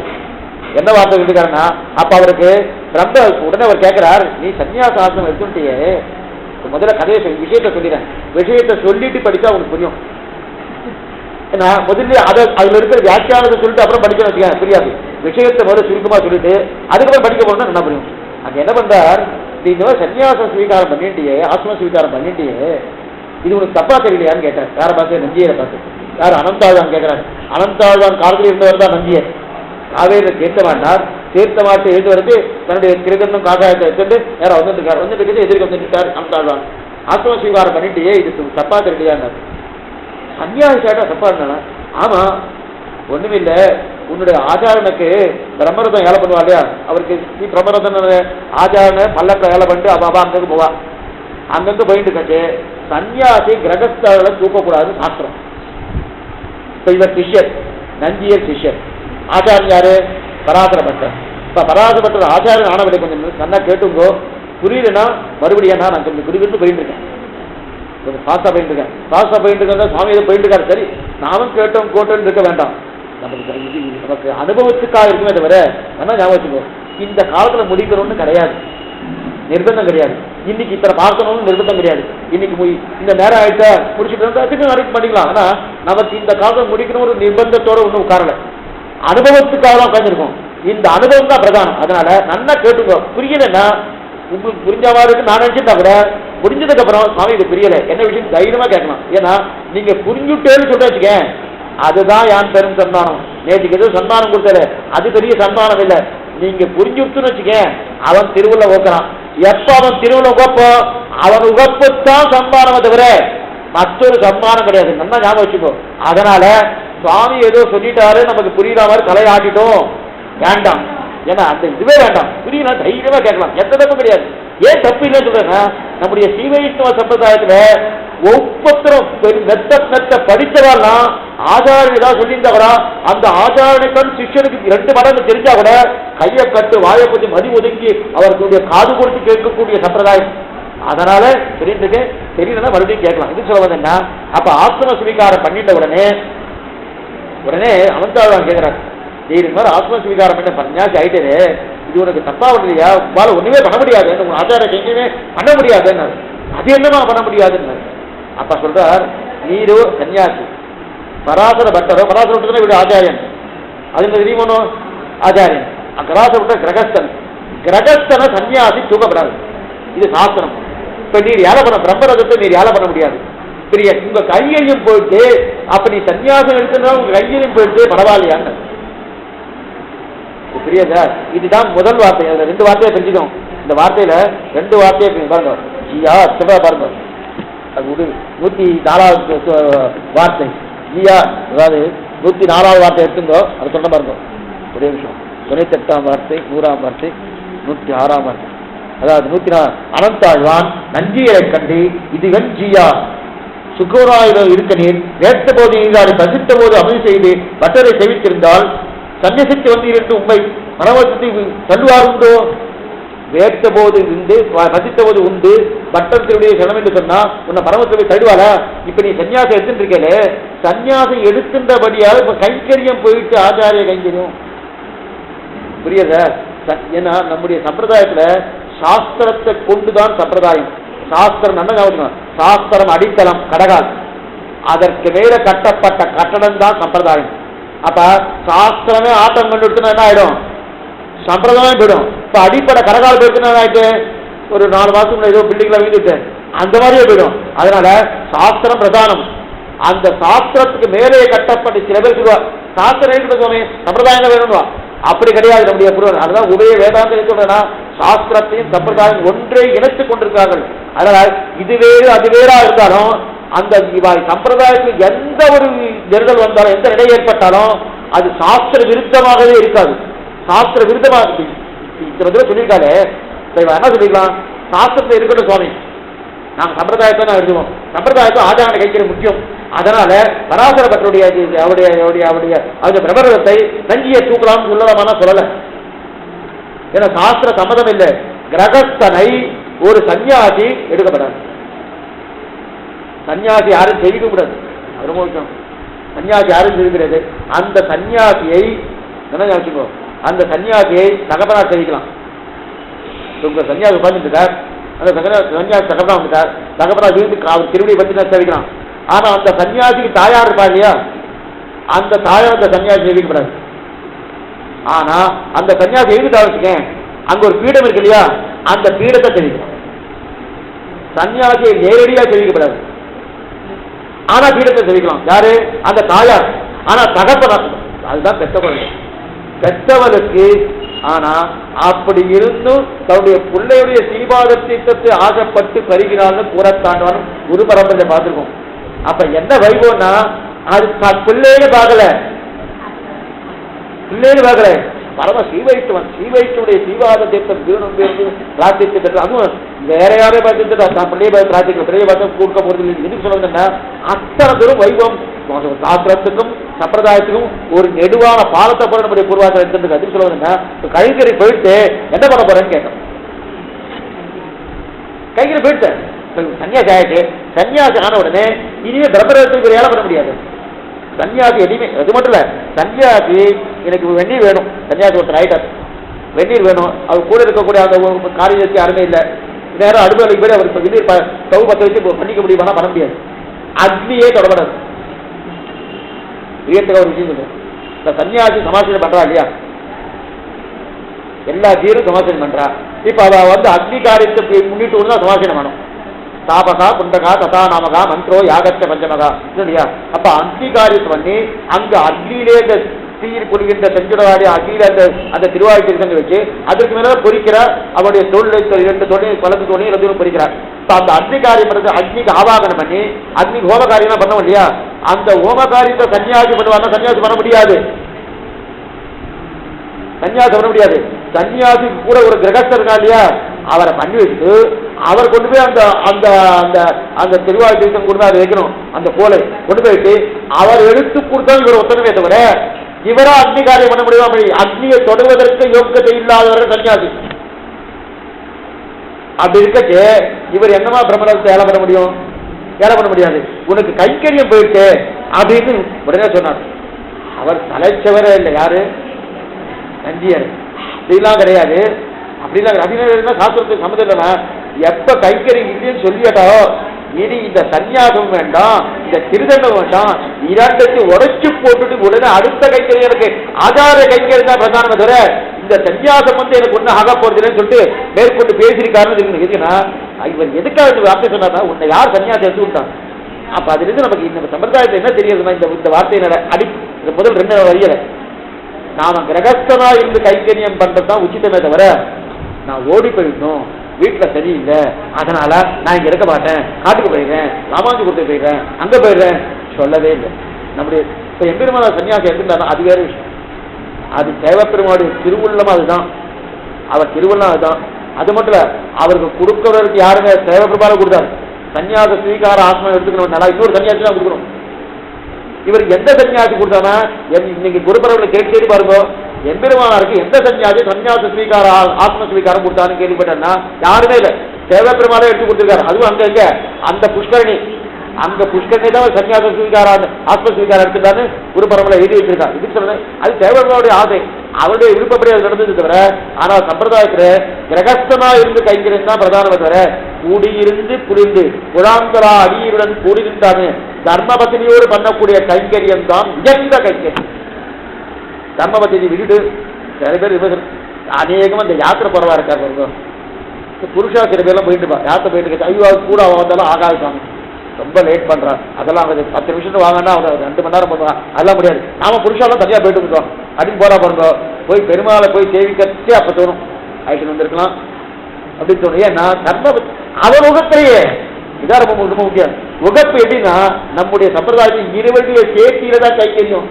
ஸ்ரீமதே நாராயணாய நமகா இல்ல சார் புருஷகாரமா பண்ணிட்டா முதல் வரி என்ன எல்லாம் இதுல வரப்போகுது. இதுல வராத விஷயம் எதுவுமே கிடையாது. அத்தனை யார் தேர்ந்தெடுத்தாலும் தெரியாது வார்த்தாமார சொல்லணும்னு அவளுக்கு கிருதஜ்ஞையை சொல்ல வேண்டிய எது சொல்ல வேண்டும்னா அப்படி எந்த கிரந்தம் இந்த கிரந்தம் அத்தனை விஷயங்களும் இதுக்குள்ள அடங்கியிருக்கப்படுது. ஸ்ரீமன் நாராயண சரணோத்தரம் பத்தி அப்படின்னு பிராட்டியை முன்னிட்டு கொண்டு புருஷகார பத்திக்கும் பத்தி முடிச்சதுக்கு அப்புறம் ஒருத்தர் எனக்கு உத்தியோகத்துக்கு ரெக்கமெண்ட் பண்ணார் பண்ணி முடிச்சாச்சு. நான் உத்தியோகம் பண்ணிட்டுங்க. அப்ப உத்தியோகம் அவருக்கும் சேர்த்து பண்ணுவேன் கிடையாது. அதோட அவரை ஆக்கி விட்டுட்டு வேற உத்தியோகத்துக்கு சம்பளத்தை வாங்கிட்டு இருப்பாங்க. அதே போல புருஷகாரத்தும் பண்ணா பிராட்டி அடுத்ததுக்கு அப்புறம் புருஷகாரம் முடிஞ்சு போய் நீங்க போயிட்டு வா நான் பெருமாள் கைங்கரியம் பண்ணிட்டுக்கன்னா அப்படி இல்லை. ரெண்டு பேருக்கு சேர்த்துதான் கைங்கரியமே தவிர தனித்து கைங்கரியமே கிடையாது. தனித்து கைங்கரியம் கட்டால என்ன ஆகும்னா ராவணன் பட்டபாடு அவனுக்கு கைங்கரியம் மட்டும் என்னன்னா சூர்பனக பட்டபாடு. அதான் ரெண்டுமே வேணாம். விபீஷண வாழ்ச்சி நமக்கு வேணும்ன்றது அப்படின்னா இருவருடைய சேர்த்தியில கைங்கரியம் இல்லையா அதனாலதான் ரெண்டு சேர்த்தி. அப்ப இந்த சன்னியாசியா இருக்க இந்த கைங்கரியம் எடுத்துட்டு என்ன பண்ண அப்ப நெருக்காம அப்படிப்பட்ட கைங்கரியம் இல்லைன்னா தேவையே இருந்து இந்த புகட்டி போட்டு வைத்திருக்கிறார். அதனால அந்த இதுக்கு சொல்றதுன்னா இந்த சந்தர்ப்பத்தை தான் இது அமைஞ்சது. இந்த வார்த்தை என்ன வந்து இப்படிப்பட்ட சந்தர்ப்பத்தில் என்ன அமைஞ்சிருக்கு. அதாவது நஞ்சீர கண்டு இதுவன் ஜீயா என்று சுகுமாரா இருக்க வேட்ட போது நீராடி பசித்த போது அமுது செய்த பட்டனை தெரிவித்திருந்தால் சன்னியசித்து வந்தீர் உண்மை பரவந்து செல்வார் உண்டோ அப்படிங்கிற இதுக்கு வந்தா எந்த எப்பவுமே இந்த வார்த்தா மாலையில இது பிரதாரம்னா எந்த சன்னிவேசத்துல ஏற்பட்டதுன்னு தெரிஞ்சுக்கணும். அப்பதான் அந்த வார்த்தையுடைய ஆழமே தெரியும். இல்லைன்னா தெரியாது. என்னமே இந்த சன்னிவேசத்துல ஏற்பட்டிருந்தா இது ஆழம் இதுக்கு இது ஆழம் தெரியுது. தமிழை சொல்லுவா பாருங்க இதெல்லாம் இடஞ்சொட்டி பொருள் கொள்க ஒரு கதையை சொல்லுவா. கதையை சொல்லிட்டு அந்த கதையை இந்த பக்கம் செய்வா இந்த பக்கம் செய்வா அப்ப நடுவில் என்ன இருக்குன்னு சொல்லுவாங்க இடஞ்சொட்டி பொருள் கொள்கன்னு அதே நிலைதான். அப்ப அந்த சன்னிவேசம் நமக்கு தெரிஞ்சாதான் இந்த சன்னிவேசம் இவர் அங்கிருந்து வந்திருக்கார் மேலப்பட்டிலிருந்து இவர் இங்கிருந்து போயிட்டு இருக்கார். அப்ப காவேரியில பார்த்தோம்னா அப்பதான் சன்னியாசம் ஆசிரம சுவீகாரம் எடுத்துட்டு இருக்கார். ஏன் ஆசிரம சுவீகாரம் எடுத்துட்டாருன்னு சொன்னார். அப்ப இருந்தார் பண்ண உனக்கு கைங்கரியம் போயிட்டு சொன்னார். அதற்கு மேற்கொண்டு இன்னும் நிறைய சொல்ல போறார். அந்த விஷயத்துல எந்த சன்னிவேசம் ஏற்பட்டது இவர் ஆசிரம சுவீகாரம் எடுத்துட்டவரை பார்த்த உடனே சொன்ன வார்த்தை தான் இந்த வார்த்தை அப்படின்னாரு. அப்ப இந்த இடத்துல எந்த சந்தேகம் இல்லையா. அப்ப அனந்தாவும் அங்கீரை கண்டு நீர் சுகுமாரா இருக்க நீர் வேட்ட போது பசித்த போது அமுது செய்துன்னு தெரிவிக்கிறாளையா. இப்ப நஞ்சி ரொம்ப சுகுமாரன்னா ரொம்ப சுகபோதி. சில பேர்னா காத்தால எழுந்த உடனே அவ எங்க படுத்திருந்தாலும் அங்கேயே வரணும். 2 எழுத்து பானம் இருக்க அது வந்துடணும். அது வந்தா தான் அவர் அடுத்தபடி இல்லைன்னா மோட்சமே இல்லை. ஒண்ணுமே இல்லையா. அவ்வளவு சுகபோதி இவர். சுகம்னா அப்புறம் சுகம். அது மட்டும் இல்ல மேல்கோட்டில் இருக்கிறவா எல்லாருக்குமே அதுதான். மன்னன் எவ்வளியோ மக்கள் அவழின்னு ஒரு வார்த்தை கேள்விப்பட்டிருக்கல. அந்த ஊர் பெருமாள் இப்படிதான். எத்தனை மணிக்கு தெரியுமா சுப்பிரபாதம் 9 மணிக்கு அவர் எழுந்து கட்டு 9 மணிக்கு. என்ன சுவாமி நாங்களாம் காட்டரை எழுதுகிறவன் அவர் எழுத வேண்டாம். அதுதான் அவர் என்ன பிள்ளையாச்சு ஆற்றப்படைத்தான் மகன் எப்படின்னு பார்த்தோம். இப்ப ஆற்றப்படைத்தான் மகன் யாரு எம்பெருமான தகப்பனா ரொம்ப சௌகரியமா இருக்காரு. பிள்ளை ரொம்ப பார்த்து வளர்க்குறான்னா என்ன ஆகும் ரொம்ப சௌகரியமா ரொம்ப ஜலம் கொடுத்தாருன்னா அப்படி பார்த்து வளர்த்துருக்காரு. அவ்வளவு சுக்குமாரமான தீமையினே அந்த சுக்குமாரமான தீமையினை காட்டால் எழுப்பாதீங்கோ. 9 மணிக்கு உடனே எழுப்பாதீங்க. அப்ப 9 மணிக்கு தான் சொல்லுவேன். நீங்க எங்கேயா போகணும் 7 மணி நேரம் தெரிவித்து வரலாம் போனேன்னா வெறுமே கோபுரவாசல் கதவை தெரிவித்து வரலாம். அவ்வளவுதான் தவிர உள்ள போய் பெருமாள் செய்ய விடாது. 9 மணிக்கு தான் வச்சுருவோம். ராத்திரி ஒரு 10 மணி இருக்காங்க. 7:30 மணிக்கு முடியாது. 7:30 மணிக்கு அடுத்ததான் முடிஞ்சு உடனே கதவு சாத்திடுவா. அதெல்லாம் முடிஞ்சு போயிட்டு ஏன்னா சுக்குமாரமான தீமையினே பெருமாள் எவ்வளியோ அட்டவேளா ஒவ்வொரு அங்க இருக்க சீவைத்தவேளா ஒவ்வொரு எல்லாரும் ரொம்ப அங்க நீங்க பட்டாசா பாருங்க அப்படி அழகா இருப்பான். ரொம்ப அழகா இருப்பான். ரொம்ப ஒவ்வொருத்தரும் ரொம்ப காம்பீரமா இருப்பான். ஒவ்வொருத்தரும் பார்க்கறதுக்கு காம்பீரமா இருப்பான். அதனாலதான் அது மட்டும் இல்ல அந்த புறப்பாடு தனித்தனி புறப்பாடு உண்டு. தாயாருக்கு தனி புறப்பாடு உண்டு. பெருமாள் தனியாக பண்ணுது. பெருமாள் 2வது புறப்பாடுனா இவர் ஒத்துக்க மாட்டார். 2 புறப்பாடா இருந்தாலும் இவர் அனுமதி பெற்றிருந்தா போன யார் அனுமதி தகப்பனார் அனுமதி. தகப்பனார் யாரு எம்பெருமானார். அதனாலதான் அங்க எப்படின்னா கைகூப்பினா நிலையோடு இல்லை. அங்க கைகூப்பின அஞ்சலித்த கையே கிடையாது. அங்க எதுக்கு சொல்ல வந்தேன்னா அப்ப அனுகிரக கை தான். அப்படி இருக்கட்டு இவர் அனுமதிக்கு போறார். 2வது அந்த காசு கட்டி புறப்பாடு உண்டு. பெருமாளுக்கும் தாயாருக்கும் காசு கட்டி புறப்பாடு உண்டு. ஆனா பெருமாளுக்கு காசு கட்டினா அவர் புறப்பாடு ஆயிடலாம். தாயாருக்கு காசு கட்டினா அவன் புறப்பாடுவான். ரெண்டு பேருக்கும் புறப்பாடு சேர்த்து புறப்பாடுனா இல்லையா? அப்ப எம்பெருமானார் புறப்பாடு தனியாக காசு கட்டி அவருக்கு புறப்பாடு பண்ணலாம். ஆனா இது ரெண்டு வாங்கினா ஒன்னு இலவசம் சொல்றா பாருங்க. அது மேல்கோட்டில் தான் முதல்ல கண்டுபிடிச்சிருக்காங்க. என்னன்னா இப்ப 3 பேரும் புறப்பாடு சேவிக்கணும்னு ஆசை. என்ன 3 பேரு? பெருமாள், தாயார், எம்பெருமானார். ஆனா நான் என்ன பண்ணினேன், பெருமாளுக்கும் தாயாருக்கு மட்டும் தான் பணம் கட்டினேன், எம்பெருமானாரும் பணம் கட்டவே இல்லை. ஆனா இலவசமா வந்துடும். என்னடா பெருமாளுக்கு மட்டும் தனியாக வரமாட்டாரு, தாயார் மட்டும் தனியாக வரமாட்டாரு. ஏன்னா சுகுமாரமான திருமேனி சொன்ன இல்லையா, ரெண்டுமே தனியாக வரமாட்டேன். ஏன்னா பெருமாள் தனியானா நேராக போயிட்டு வெளில போயிட்டு வந்துருவாராம், தாயார் தனியாக நேராக வெளில போயிட்டு வந்துருவாராம். ரெண்டு பேரும் சேர்ந்து போனா வச்சுக்கேன், இவா என்ன பண்றான்னு ஊமத்தங்காய் சாப்பிட்டா அப்படி ஆடுறது பாருங்க. அந்த மாதிரி ஒருத்தருக்கு அழகுல மீண்டு கொண்டு எங்க போறான்னு தெரியும், எங்க ஓடி போயிட்டாருன்னா கூடையே இவர் போவார். அப்ப இவர் போறோம்னா பணம் கட்டணுமா? வேண்டாம். அப்ப 2 வாங்கினா 1 இலவசம் வந்து தெரியாது. என்ன 2 வாங்கினா? 1 பெருமாளே 1 தாயார் வாங்கிட்டோம். அப்ப என்ன இலவசம்? எம்பெருமானார் இலவசம், அவர் இலவசமா இருக்கலாம். ஆனா அவர் தனித்து பொறுப்பாடா இருந்தா அவர் காசு கட்டிதான் ஆகணும். தாயார் கட்டிச்சு புறப்படாது தானி காட்சிதான் ஆகணும். பெருமாள் கட்டிச்சு புறப்படாது காட்சி கட்டி எங்க தெரியுதுன்னா 2 பாட்டு ரொம்ப முக்கியம். புரியத்துக்காது பிரசங்கா சொல்றேன். 2 பாட்டு, ஒண்ணு கலியனுடைய பாசனம், மற்றொன்னு நம்மாழ்வாருடைய பாசனம். உண்ணும் சோறு பருகிரியை தென்னும் வெற்றிலை எல்லாம் கண்ணன் எம்பெருமான் என்னென்று கண்கள் நீர் வல்கி மண்ணில் அவன்றே வளமிக்க அவனோர் வினவி தின்னம் என் இளமான் புகுமூர் திருக்கோளூரே அப்படின்னு நிச்சயமா திருக்கோளூருக்கு தான் போயிருப்பா அப்படின்னு தோழிதான் தாயாரெல்லாம் சொல்லிட்டு இருக்கான். இது எங்க? ஒரே படுக்கையில படுத்துருக்கா தாயாரும் பராமரிச்ச நாய்க்கு 2 பேரும் ஒரே படுக்கையில படுத்துருக்கா. காத்தார எழுதி பார்த்தா பொண்ணை காணும், பராமரிச்ச நாயகே காணும். எங்க போயிட்டாரு தோழியெல்லாம் கேட்டிருக்கு. இது திருவாய்மையில 7ஆம் பத்துல வரக்கூடிய எங்க போயிட்டாரு கேட்டிருந்தா ஒண்ணுமில்ல, சின்னம் நிச்சயமா திருக்குள்ளூர் தான் போயிருப்பான் அப்படின்னு சொல்லிட்டா. இது திருவாய்மையில. அடுத்து பெரிய திருமொழியில வந்து கல்வன்கள் யானறியேன் கரியான் ஒரு காலை வந்து அப்படின்னு இருக்கிறாரு. அணியாளி புவ்வர்களோ அப்படின்னு பாக்குறோம். அங்க என்ன கேட்கிறானா அதே பாக்குறோம். அங்க பரகால நாயகி, இங்க பராங்குச நாயகி. பரகால நாயகன் திருத்தாய ஒரே படிக்கல படுத்துட்டா. காத்தால எழுந்து பார்த்தா காணும். அவன் சொல்றா, தாயார் சொல்றா, ராத்திரியாரோ நெடுநெடுன்னு கருப்பா ஒருத்தன் வந்தான். கல்வன்கள் யான் அறியேன், அவன் திருடுனான்னு எனக்கு தெரியாது. பாட்டு பாருங்க ஆச்சரியமா. ஆழ்வார் பாசுரம்னு சொன்னாலே அனுபவிக்கணும், அது ஒரு தனி தட்டு. அந்த அனுபவத்துக்கு இவரே சமமாவார்னா ஆக மாட்டார். அதனால்தான் ஆழ்வார் பாசுரத்துக்குன்னு பகல் 10 40 உற்சவத்தை ஏற்படுத்தினார்.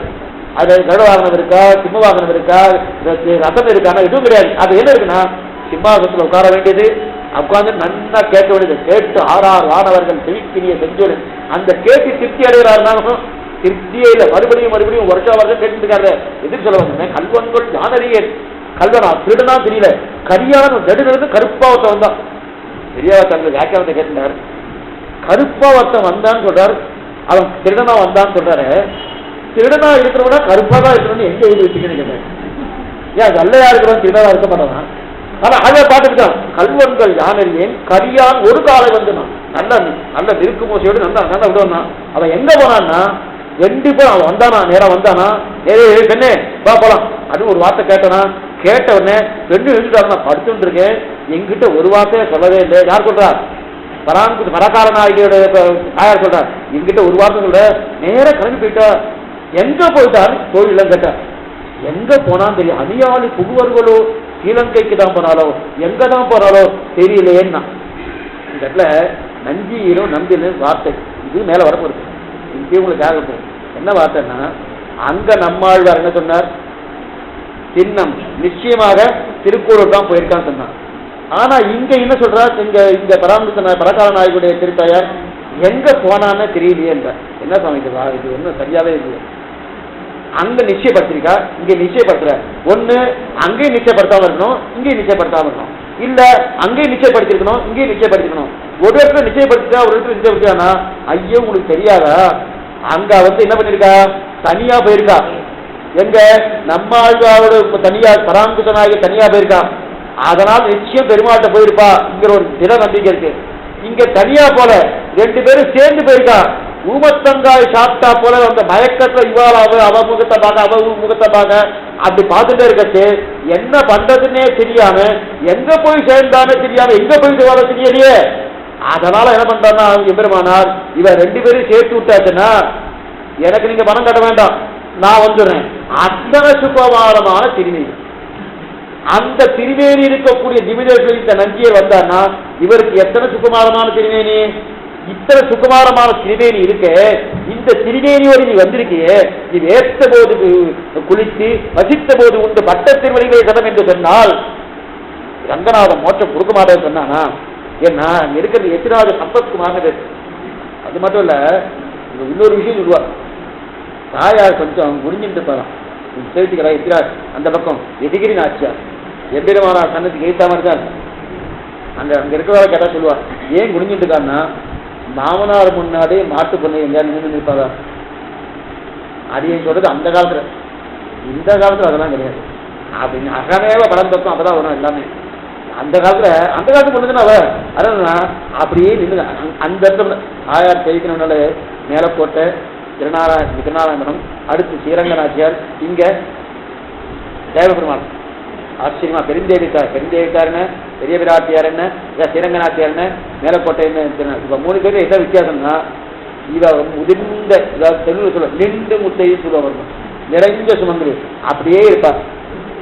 பெருந்தேவிக்கார் சேவிச்சுனே இருக்கலாம், செவிக்க போறோம்னு மனசு வந்துட்டனா அவன் மனுஷனே இல்லை. அத்தனை செவிக்கணும், அதை தோடு செவிக்கணும். தோடு செவிச்சு பிடிச்சாச்சுன்னு வச்சுக்க ஒன்றுமே முடியாது. தோடுக்கு ஒரே ஒரு தடவை கிட்ட போய் நின்றேன், தாயார் இங்க இருக்க என்ன அற்புதமான செவிச்சுதான். அது இவருக்கால ரங்கநாச்சியா அவ இவ மூத்தவளா இருக்கலா, அவ மூத்தவளா இளவலா இளையவளா கண்டே பிடிக்க முடியாது ரங்கநாச்சியார். ஆனா எதிகிரி நாச்சியார் இளையவள் தான். அத்தனை சிறு பிராயத்தில் இருக்கிற ஒரு குழந்தை பாவத்தில் இருக்கக்கூடிய அந்த பாவத்தோடு சேவதாகிறார். அதனாலதான் சொல்றது, இங்க என்ன தெரிவிக்கிறார், ஆச்சரியமா தெரிவிக்கிறார். என்ன தெரிவிக்கிறார், இத்தனை தூரம் இவாளுக்கு இந்த நிலை இருக்க, அந்த நிலையில் இருக்கே இவர் போய் அங்க போய் இந்த சுகுமாரமான திருமேனி விட்டுட்டு வரலாமா? நீ எதுக்கா வந்த? அந்த திருமேனி வந்திருக்கிய பெருமாளுக்கு அதே சுகுமாரமான திருமேனி, உமக்கும் திருமானமான திருமேனி, தாயாருக்கும் சுகுமாரமான திருமேனி, இந்த சுகுமாரமான திருமேனி விட்டுட்டு நீ இங்க வந்து சன்னியாச வாசம் சுவீகாரம் பண்ணிட்டாயே என்ன பிரயோஜனம்? வேட்ட போது குளித்து வசித்த போது உண்டு பட்ட திருவிழை சடம் என்று சொன்னா கைகறி பண்ணி கொண்டிருந்தா நீ மோசத்துக்கு போனா போயிட்டு காக்குறாரு. என்ன சொல்றாருன்னா, நீ முதல்ல விஷயத்தை சொல்லிடுறேன், அப்புறம் மேற்கொண்டு அர்த்தம் மோசத்துக்கு வயாச்சு.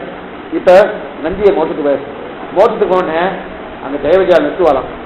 கதை சொல்லிட்டு இருக்கேன், இது உண்மை இல்லை, நிறுத்துவாராம். நீ என்ன பண்ணிட்டு வந்து கீழே பூலோகத்தை? இல்லை நான் ஆசிரம ஸ்வீகாரம் பண்ணிட்டேன், சன்னியாச ஆசிரமம் எடுத்துட்டேன், பட்ட திருவிழா சரணம்லாம் சொல்லித்தாலும் சன்னியாச ஸ்வீகாரம் எடுத்துட்டேன் அப்படின்னு சொன்னாதான் உள்ள விடுவாளா? பட்ட திருவிழா சரணம் சொன்னா உள்ள விட மாட்டாளா அப்படின்னு சொல்லி மேலே போய் கேட்டு பார்த்தா என்ன சொல்லுவாங்கன்னா, பட்ட திருவிழா சரணம் சொன்னாதான் உள்ள விடுவாளா தவிர நான் சன்னியாச ஸ்வீகாரம் ஆசிரமம் எடுத்துட்டேன் அப்படின்னு சொல்லி உள்ள விடுவாளா? விட மாட்டா. அப்ப எதுக்காக நீ சன்னியாச ஸ்வீகார ஆசிரமம் எடுத்துட்ட? இது முதல் கேள்வி. புரியுதா? மேல போனதுக்கு அப்புறம் எல்லாம் போயிடுவார், மோட்சத்தை கொடுத்துருவாரு. என்ன மோட்சத்தை கொடுத்துட்டு போறாரு, பட்டருடைய அனுகிரகத்தை மோட்சம் கொடுப்பார். மோட்சம் கொடுத்ததுக்கு அப்புறம் அங்க போய் என்ன கேப்பா, நீ ஆசிரம ஸ்வீகாரம் எடுத்துட்டியா? அப்பதான் நீ உள்ள போலாம், அப்படி உள்ள அனுப்பலாம், அப்படி அனுப்ப போறது இல்ல. பட்டர் திருவடியை குடிச்சியா? எப்பவுமே ஆச்சாரியுடைய சம்பந்தத்தால தான் மோட்சமே தவிர நாம் பண்ணின சரணாகதியோ நாம் பண்ணின கைக்கரியமோ ஒண்ணுமே கிடையாது. ஞாபகத்துக்கு ரொம்ப முக்கியமான விஷயம், யாரு எது நிறைய இருந்தாலும் ஆச்சாரிய சம்பந்தம், அந்த ஆச்சாரம் தெரியறது தெரியல மற்ற விஷயம் வேறு, சம்பந்தம் இருக்கணும். அந்த சம்பந்தத்தாலதான் மோட்சமே தவிர நான் பெரிய வித்வான், நல்லா படிச்சிருக்கேன், நிறைய காலக்ஷேபம் பண்ணியிருக்கேன், என்ன மாதிரி யாருமே இல்லை அதனால மோட்சம் கொடுக்குறானே கிடையாது, கிடையவே கிடையாது. அந்த சம்பந்தத்தால மோட்சம். ஆனா நீ ஆசிரம ஸ்வீகாரம் பண்ண மோட்சம் கொடுக்க போறது இல்லை. பட்டத்தினுடைய கண்ணம் மோட்சம் இல்லைன்னா கட்டப்படாதா? தலைப்படுறது பசு மனுஷி பக்ஷிவான் யாருக்கும் மோட்சம் உண்டு. பசு யசேந்திராழ்வான் மோட்சம் போயிருக்கார், பசு போயிருக்கு, பக்ஷி போயிருக்கு, எத்தனை போயிருக்கு, அத்தனை பேர் மோட்சம் உண்டு. உமக்கு மோட்சம் இல்லைன்னு சொல்லுவாளா? நீ இந்த காரியம் பண்ணிட்டு வந்து இப்ப கைங்கரியத்தை எழுந்துட்டேரு, ஆச்சார கைங்கரியத்தை எழுந்தேன்னு. அது மட்டும் இல்ல, நம்முடைய சம்பிரதாயத்துல ஒரு வார்த்தை உண்டு, ஆச்சாரிய சம்பந்தம் தத்துவ அத்தனை பேருக்கு மோட்சம் உண்டு. சில பேர் என்ன ஒரு வார்த்தை சொல்லுவாட்டா, கதையை சேர்த்து சொல்றேன். முதல்ல இவா போகணும், யார் போகணும்? சுமங்கலியா போயிடணும். அடுத்து அவர் போகணும், அப்பதான் சுமங்கலியா போனவாளுக்கு தான் மோட்சம் அப்படின்னு சில பேருடைய வார்த்தையா கேள்விப்படுறேன். அந்த மாதிரி சம்பிரதாயத்தை கிடையாது. ஏன்னா மோட்சம் என்பது ஆத்மாவுக்கு தெரியறது கிடையாது. ஞாபகம் சரீர மோட்சம் போகிறது இல்லை, ஆத்மா தான் மோட்சம் போகிறது. ஆனா வேற சரீரம் எடுத்துட்டு போறது, இந்த சரீரம் இல்லை. அதனால அவர் சுமங்கலி ஆகட்டும், சுமங்கலியா எல்லா போகட்டும், அதுக்கும் மோட்சம் போகிறதுக்கும் சம்பந்தமே கிடையாது. என்ன ஞாபகம், ஓஹோ என்னுடைய பர்த்தா பயத்தோமே இனிமே எனக்கு மோட்சமே கிடையாது, அந்த மாதிரி எங்கேயுமே கிடையாது. ரெண்டாவது, சீவைத்தவர்கள் தன்னுடைய பக்தாக்கள் போனாலும் அவர்கள் சுமங்கலிகள். கொஞ்சம் ஞாபகம். ஏன் சுமங்கலினா, இது ஆத்ம சம்பந்தத்தை இட்டு சரீர சம்பந்தத்தை இல்ல. இப்ப சுமங்கலின்னு சொல்லிருக்குமே, ஆத்ம சம்பந்தத்தை இல்லையே, சரீர சம்பந்தத்தை தான். இந்த சரீரம் போயிட்டு அவர் சரீரம் போயிட்டு வச்சுக்க, இவர் அமங்கலி ஆயிடுறா, சுமங்கலி இல்லாத தன்மை வந்துருது. ஆனா இந்த ஆத்மாவுக்கும் பரமாத்மாவும் இருக்கக்கூடிய சம்பந்தம் என்னைக்கு தொலைப்படுது, ஒன்றனோடு உறவேறினவற்கும் ஒழிக்க ஒழியாது. அப்ப அவன் புருஷோத்தமன். நம் அத்தனை பேரும் பெண் சுபாவம் படைத்த ஆத்மாக்கள், பெண்பாவம் படைத்த ஆத்மாக்கள். எப்பவுமே நாம் அவனுக்கு மனைவிகள் தான். எல்லா விதத்திலும் நாமும் மனைவி தான், நீங்களும் மனைவி தான். ஓ பெண்ணா இருக்கிறவாத மனைவி, ஆணா இருக்கிற மனைவி இல்லைன்னு அர்த்தம் இல்லை. அதனாலதான் பராங்குத்த நாயகி பரகால நாயகின்னு பாவம் வந்து தெரியாது. ஏன் அவன் நாயிகா பாவம் எடுத்துட்டான்னா, இந்த நாயிகா பாவம் எடுத்துட்டா தான் அவனுக்கு மனைவி என்ற ஒரு ஸ்தானத்தையே கொடுக்க முடியும். அதனால்தான் அத்தனை பேரும் மனைவி. அப்ப அத்தனை பேரும் மனைவினா அந்த பர்த்தா எனக்கா விடுபடுற. அப்ப எப்பவுமே சுமங்கலி தானே, என்னைக்குமே சுமங்கலி தானே. இந்த சுமங்கலி இல்லை என்ற தந்தை சீவைத்தவாறு கிடையாது. ஞாபகம். அதனாதான் திருமந்திரமே என்ன தெரியுமா வருது, அந்த தாலி தான் திருமந்திரம் தாலி. அது கட்டியாக்கா சுமங்கலி. நம்ம அது தப்பான மேல இதையும் ஒரு காத்த மாதிரி வரப்போறது, இதுலயே மேல வரப்போறது. வரதுக்கு விபராவத்துல எதுவும் சொல்லுவதுன்னா, யாரு வேணா மோட்சத்துக்கு போகலாம், சன்னியாசமானதான் மோட்சத்துக்கு போகலாம், இப்படி பண்ணாதான் மோட்சத்துக்கு போகலாம். அதெல்லாம் யாருக்குன்னா, அதெல்லாம் சாத்தியோபாயிட்டா இருக்கு. சில பேர் என்ன சொல்லுவா, புத்திரம் பிறக்கலன்னா மோட்சம் கிடையாது, புத்து நரகம். ஏன்னா சாத்திரம் சொல்லிட்டு புத்திரன் இல்லைன்னா அவனுக்கு புத்திரனே பிறகுங்க, அவனுக்கு சந்தான பாக்கியமே இல்லைன்னா அவனுக்கு மோட்சம் இல்லைன்னு சாஸ்திரம் சொல்றது. சாஸ்திரம் இல்லைன்னு யாருக்கு, சாத்தியோபாயம் இந்த கர்மஜான பக்தி உங்க பண்ணவாளுக்கு. ஆனா பிரபன்னர்களுக்கு அவனே உபாயம், அவனே உபயோகி இருக்கும் அவர்களுக்கு புத்திரன் பிறக்கட்டும் பிறகாம போகட்டும், அதான் பக்தா இருக்கட்டும் இருக்காம போகட்டும், எந்த நிலையில இருக்கட்டும், ஆஜாவுடைய சம்பந்தத்தால் மோட்சம் விட இவருடைய எந்த நிலைக்கு அங்க முன்பே சேர்க்க போகிறது. இதுக்கு சொல்லுவாங்கன்னா, அப்ப இந்த நிலையில் இருந்தே நீ இருக்கலாமா, வசூல் மனுஷி பக்திவான் அப்படின்னு சொன்னார். சரி, உங்க பரவத்திலிருந்து எவ்வாறு உண்டோ என்று சொல்லி சரி ஆயிடுச்சு, ஆத்ம ஸ்வீகாரம் பண்ணி சன்னியாசி ஆயிட்டு போட்டோம். ஆனா இனிமே சொல்றது கேட்டுக்கோ அப்படின்னு அடுத்த வார்த்தை சொல்றாங்க. மந்திரார்த்தத்தை எல்லாம் நீங்க நல்லா பதிலுக்கீங்கன்னா இவர் வேதாந்தி, பரம வேதாந்தி. எத்தனை சாஸ்திரார்த்தத்தின் நஞ்சியல் அத்தனை வேதாந்தி, எத்தனை சாஸ்திரார்த்தம் அத்தனை சாஸ்திரம். இப்ப நிறைய வேதாந்தி ஆன படிக்கிற மந்திரார்த்தத்தெல்லாம் விட்டுட்டேன். மந்திரார்த்தம் என்ன அர்த்தம், சில மந்திரங்கள் கோபால மந்திரம், ராம மந்திரம், கிருஷ்ண மந்திரம், ஏன் 10,000 எழுத்துக்களோடு கூடிய ஒரே மந்திரமும் இருக்கு. 10,000 மந்திரம் இருக்கு. இந்த மந்திரத்தை இன்னைக்கு தூர்தேசத்தில் காமிக்கிறாங்க. நாத்தால எழுந்த உடனே 6 மணிக்கு 8 மணிக்குள்ள இவா இந்த நட்சத்திரக்கா இதை பண்ணிக்கலாம், இந்த நட்சத்திரம் இதை பண்ணலாம், இந்த நட்சத்திரம். சில பேர் அது பார்த்துட்டு தான் குளிக்கவே போவாங்க. ஏன்னா இன்னைக்கு இந்த வர்ணத்துடைய ஒரே அணிஞ்சாத்தான் உனக்கு லாபம். என்ன சாமி குளிக்க போறேன்னா அது வரலையே, ஓ அது வந்தாதான் குளிக்கவே போறோமா அப்படின்ற நிலைக்கு வந்துட்டு இல்லையா, கிடையவே கிடையாது. சாஸ்திர சம்பந்தமே இல்லை. இதுக்கு சொல்லுவாங்க, ஜோதிஷ சாஸ்திரன்றது நமக்கு நேரத்தையும் காலத்தையும் என்ன காரியத்தை எப்ப பண்ணணுன்றதுக்காக ஏற்படுத்தே தவிர அதுல இந்த பிராயச்சித்தம் அந்த பிராயச்சித்தம் சரியாக குறிக்கப்படவே இல்லை. இது சொல்ல வந்தேங்க. அப்ப இந்த மந்திராத்திரம் விட்டுட்டு அப்படி இருக்கச்சு இந்த சன்னியாசி ஸ்வீகார ஆசிரமத்தை பற்றி நமக்கு என்ன புரியுதுன்னா, சன்னியாசி ஜீயாவான ரொம்ப உயர்த்தின்னு நம்ம பார்க்கிறோம். பிரபன்னன் தான் உயர்த்தி, மற்றதெல்லாம் உயர்த்தியே கிடையாது. அதனால ஆத்யஸ்தன குலபதே, எங்கள் குலத்துக்கு தலைவர். எந்த குலத்துக்கு? சன்னியாச குலத்துக்கா? இல்ல, பிரபன்ன குலத்துக்கு தலைவர் சுவாமி நம்மாழ்வார். அப்ப அவர் திருவியை முன்னிட்டு கொண்டுதான் அத்தனை பேரும், அது சன்னியாசி அர்த்தம். அவர் திருவிழா ஆத்யஸ்தன குலபதேன்னு ஜீயன்னு சொல்லணும், ஆத்யஸ்தன குலபத்தை நாமும் சொல்றோம், ஆத்யஸ்தன குலபத்தை மனவாளமானு சொல்றாரு. அப்ப இது சொல்றதுக்கு என்ன காரணம்னா, பிரபன்ன குலத்துடைய தலைவரான சுவாமி நம்மாழ்வார் திருவியை பற்றி கொண்டுதான், மற்றதை தவிர மற்றது கிடையாது. இது சொல்லுவாங்கன்னா, அப்ப நமக்கு இனிமே சம்பந்தம் இல்லைன்னு திருமந்திரம் வரும். இனிமே என்ன பண்றேன்னா, இனிமே எந்த சம்பந்தமும் இல்லை, மந்திரார்த்த சம்பந்தம் இல்லை, எந்த சம்பந்தம். இனிமே திருமந்திரம் ஜயம் தர்மஸ்லம். இந்த திருமந்திரத்திலையும் பகவத் சேத போஜனாய், பகவதேக சரஞ்சனாய், பகவத் ஏக போகனாய், ஜீவாத்மாவாக நீ இருக்க கடவன். யாருக்கு உபதேசம் பண்ணார்? நஞ்சியருக்கு, அனந்தாழ்வார். நீ பகவத் ஏகபரனாய், பகவானுக்கே அடிமைப்பட்டவன், பகவானாலேயே ரட்சிக்கப்படவன், பகவானே அனுபவம். தாரக போஷக போக்கியங்கள் உன்னால் அல்லால் யாவராலும் ஒன்றும் குறைவேணும். இந்த தாரக போஷக போக்கியங்களோடு இருக்கக்கூடிய கடவன் என்கிற ஞானம் ஏற்பட்டு, அப்ப திருமந்திரம் ஏற்பட்டிருந்தா அப்ப இதுதான் புது வாழ்க்கை. புது வாழ்க்கைன்னு என்ன அர்த்தம்னா, இத்தனை நாள் வாழ்ந்த வாழ்க்கையே வேறு, இப்ப சமாசனம் பண்ணி கொண்டு திருமந்திரத்தால் வாழ வழியா அந்த வாழ்க்கை புது வாழ்க்கை. அப்பதான் திருமந்திரத்தை நம்பி செஞ்சிட்டோம். இப்ப மேலும் வளர்ச்சி எதுன்னா ஈஸ்வரன் திருவடியை பற்றி கொண்டு மேலும் மேலும் அவனுடைய அனுபவத்தை அவனுடைய குணானுபவங்களை அனுபவிக்கிறதா வளர்ச்சி. அப்ப என்ன பண்ணும், சர்வதேச சர்வகால சர்வ அவசோதித சகல விதமான கைத்தறியனும் அவனுக்கு பண்ணிட்டே இருக்கணும். இதை சரணாதிகளுடைய நிச்சயம் இல்லை பண்ணிட்டு கிடையாது. ஆக பண்ணிட்டு துவையக்க நிச்சராய் துவையான சொந்தம் பண்ணிட்டு கொண்டு அங்கேயே இருந்து அவன் ஆச்சார கையினை பண்ணிக்கொண்டு இருந்தா உனக்கு மோட்சம் நிச்சயமே தவிர ஆசிரம சுவீகாரம் பண்ணி கொண்டுதான் மோட்சம் நிச்சயிக்கிற அப்படிங்க. அதுக்கு மேலே உண்மை சொல்றாரு, சரி உண்மை திருவனந்தாரை இத்தனை தூரம் பண்ணீரு, உண்மை ஆச்சாரம் யாரு பராசர பண்றதுன்னு அந்த பராசர பண்ற திருவயத்தை எடுத்துனோம் பண்ணார். உண்மை எப்படி ஜெயிச்சார்? உண்மைன்னா என்ன அர்த்தம்னா, நஞ்சீரை பார்த்து அனந்தாவன் கேட்கிறார், இன்னும் நீங்க கதை பார்க்கறதுல நீங்க இருந்தா தான் மேற்கொண்டு போக முடியும். உண்மை உங்க ஆச்சாரியன் எப்படி ஜெயிச்சார்? திருநெடுந்தாங்கன சாஸ்திரத்தை கொண்டு ஜெயிச்சார் இல்லையா? அவரே சிறு வயசுல என்ன பண்ணார் தெரியுமா? சுவாமி எம்பெருமானாரை பார்த்து அவரே, சுவாமி நீ துவயம் துவயம்னு சொல்லிட்டீங்களே, இந்த துவயத்தை போல இன்னொரு துவயத்தை கண்டுபிடிச்சா என்ன? யார் கேட்டது? பராசர பட்டர் சுவாமி எம்பெருமானாரை பார்த்து கேட்கிறார் சிறு வயசுல. இந்த துவயத்தை போல துவயம் இருக்கு இல்லையா, துவயத்திலையும் சிறு குறை உண்டு. அந்த குறையையும் நிவர்த்தி பண்ணால் சுவாமி நம்மாழ்வார்.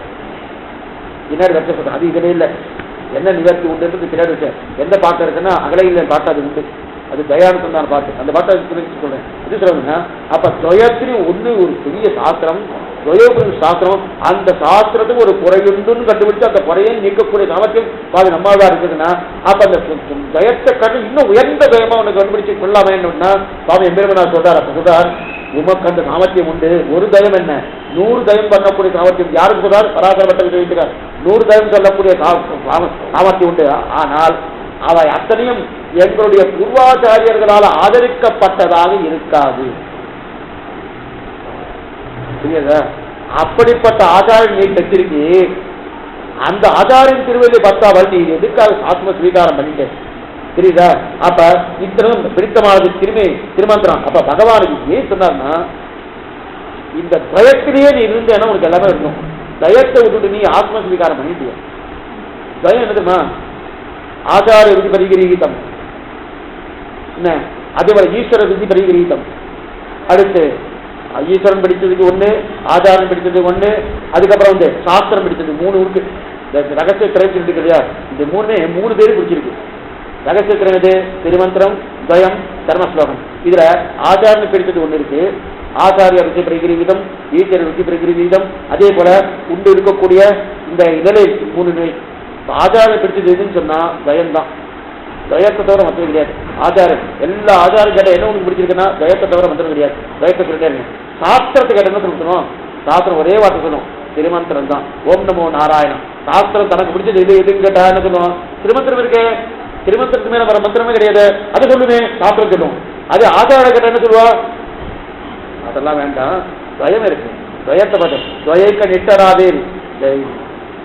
சத்தியத்திரத்தை முடிக்கிற காலத்துல நான் எல்லாம் முடிச்சுட்டேன், கருணாதி ஆயிடுச்சு, இனிமே நான் என்ன பண்ணணும்னு கேட்கிறார் நம்பெருமாளை பார்த்து. அத்திரைவை சுகமா ஸ்ரீரங்கே சுகமாக்குவா, ஸ்ரீரங்கத்தை சுகிச்சிரும். எப்படி இருக்கணும்? துவயத்தை நிட்டார், துவயத்தை சொல்லிக் கொண்டே. அதனால்தான் அதிரு சிறுபாவ கற்பமான துருவார்த்தை சொல்ல தொடங்கி துடிப்பது போல் விளங்குகின்ற திருப்பவலங்களும். இந்த திருமஞ்சன கட்டியை தெரிவிக்கிற பாருங்க எம்பெருமானா இருக்கு. அது போய் கேட்கணும். திருமஞ்சனை தெரிவிக்கிறது நீதிகள் தெரிவிக்கணும். அதை போய் தெரிவிக்கச்சே அப்ப இந்த வார்த்தை வரும். அவருடைய திருவாயு இருக்கு இல்லையா, ஏதோ சொல்ற மாதிரியே இருக்கும், ஏதோ சொல்ற மாதிரியே இருக்கு. என்ன சொல்றாருன்னா, உள்ளுக்குள்ள துவையான சந்தானம் போயிட்டே இருக்கு. அதிரு சிறுபாவ கர்ப்பமானதொரு வார்த்தை சொல்ல தொடங்கி துடிப்பது போல் விளங்குகின்ற திருப்பவலங்கள் அப்படின்னு சொல்லிட்டே இருக்கணும். எனக்கு முடமுடிச்சுட்டத வாய் இருக்கும் இல்லையா. என்ன சொல்றன்னா, உள்ளுக்குள்ள துவையான சந்தானம் போயிட்டே இருக்கு. அந்த துவையாசம் உள்ளுக்குள்ள இருக்கும். அப்ப ஆச்சார விதி பரிகிரீதம் துவயம், சரி. சாஸ்திர விதி பரிகிரீதம் திருமந்திரம், சரி. பகவானுக்கு எது பிடிக்குன்னா அவருக்கு ஒன்னே விடுதான், மாமேகம். தன்னை தவிர ஒண்ணு கிடையாது.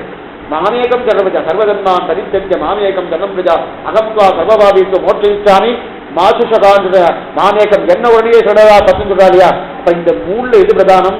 திருமந்திரம் தான், துவயம்தான் பிரதானமா இருக்கு. அப்ப துவயக்கு நிஷ்டராது என்று சொல்லிக்கொண்டு ஆக மாமேகம் ஜனபஜா சொல்லுகிறார். துவயமே பிரதானம் என்னில். அடுத்து திட்டத்தில் உள்ளதெல்லாம் தெரிவிக்கா பாருங்க. அதாவது அனந்தாழ்வான் நஞ்சீரை கண்டு இதுவன் ஜீயா சுகுமாராரை கண்டு வேட்ட போது நீராடி பசித்த போது கவனி செய்து பட்டரை செவித்திருந்தால் மஞ்சத்திற்கு வந்திருந்து உண்மை வரவந்து கல்லுவார் உண்டோ இனி என் பார்த்து அந்தராந்தரனை விட்டு திருமந்திரத்தில் திறந்து தயக்கிழக வளர்ந்து தயக்கடிச்சராக என்று வாழ்த்தி இது வரைக்கும் இப்ப பார்த்திருக்கோம்.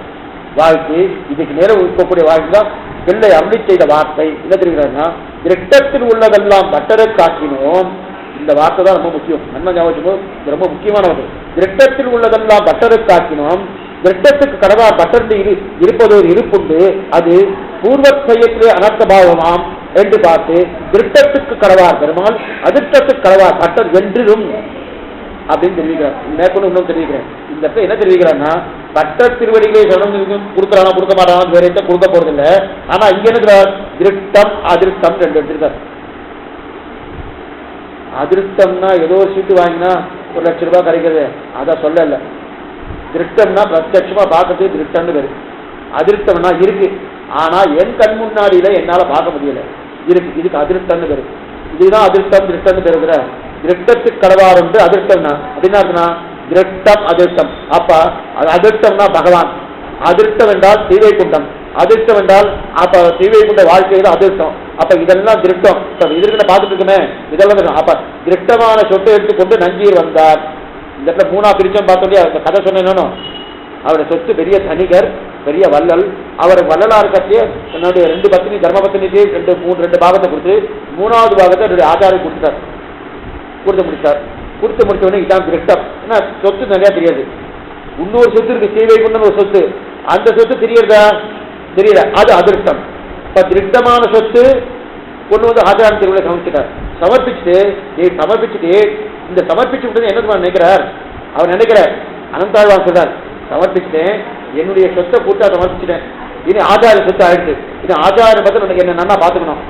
ஒருவேளை நான் சரியா இல்லைன்னு வச்சுக்கோ, நல்லா ரொம்ப முக்கியமான வார்த்தை, ஒருவேளை நான் சரியா இல்லைன்னு வச்சுக்கோ, ஆச்சாரிய இந்த சொத்தெல்லாம் சமர்ப்பிச்சாச்சு. சமர்ப்பிச்சதுக்கு அப்புறம் என்னுடைய வாழ்க்கை கொஞ்சம் மாறி போயிட்டு சரியான நிலையில் இல்லைன்னு என்ன ஆகும்னா, என்ன சுவாமி இப்போதும் என்னுடைய சொத்தெல்லாம் கொண்டு வந்து ஆச்சாரத்தை சமர்ப்பிச்சேன், சமர்ப்பிச்சதுக்கு அப்புறம் கூட நான் நல்லா இல்லையே, முதல்ல இருக்கிறது மருத்துவம் போயிட்டேனே, என்ன இந்த ஆச்சாரம் பண்ணிட்டாரு அப்படின்னு தோணுமா தோணாத தோணும் இல்லையா? நானே சில பேர் சொல்லுவா, நீங்க 18 பிரதர்ஷனம் பண்ணுங்க, பண்ணா இது நடந்துடும். நம்ம சம்பிரதாயம் அதெல்லாம் கிடையாது, ஞாபகம் கிடையாது. அவன் திருவடி தவிர மொத்தம் கிடையாது. பண்ணணும் 18 பிரதர்ஷனம் முடிஞ்சாச்சு, அப்படி பார்த்துட்டு நடக்கல. என்ன சுவாமி எத்தனை பிரதர்ஷனம் பண்ணா இந்த திருவாரூர் கண்ணே இல்லையா, கேட்கறமா இல்லையா? அதே போல எல்லாத்தையும் கொடுத்து ஆச்சார திருவிழா சமர்ப்பிச்சாச்சு, ஆனா நான் நன்னா இல்லையா? இது அநேகமா சமாஷனம் ஆன உடனே இந்த நிலை வரும். சமாஷனம் ஆகத்துக்கு முன்னாடி நன்னா இருப்பான், ஆன பிறகு அவ வாழ்க்கையை கொஞ்சம் சிரிச்சு போயிட்டே இருக்கும். அப்படின்னா என்ன அர்த்தம்னா, பெருமாள் வேலை செய்யறாருன்னு அர்த்தம்.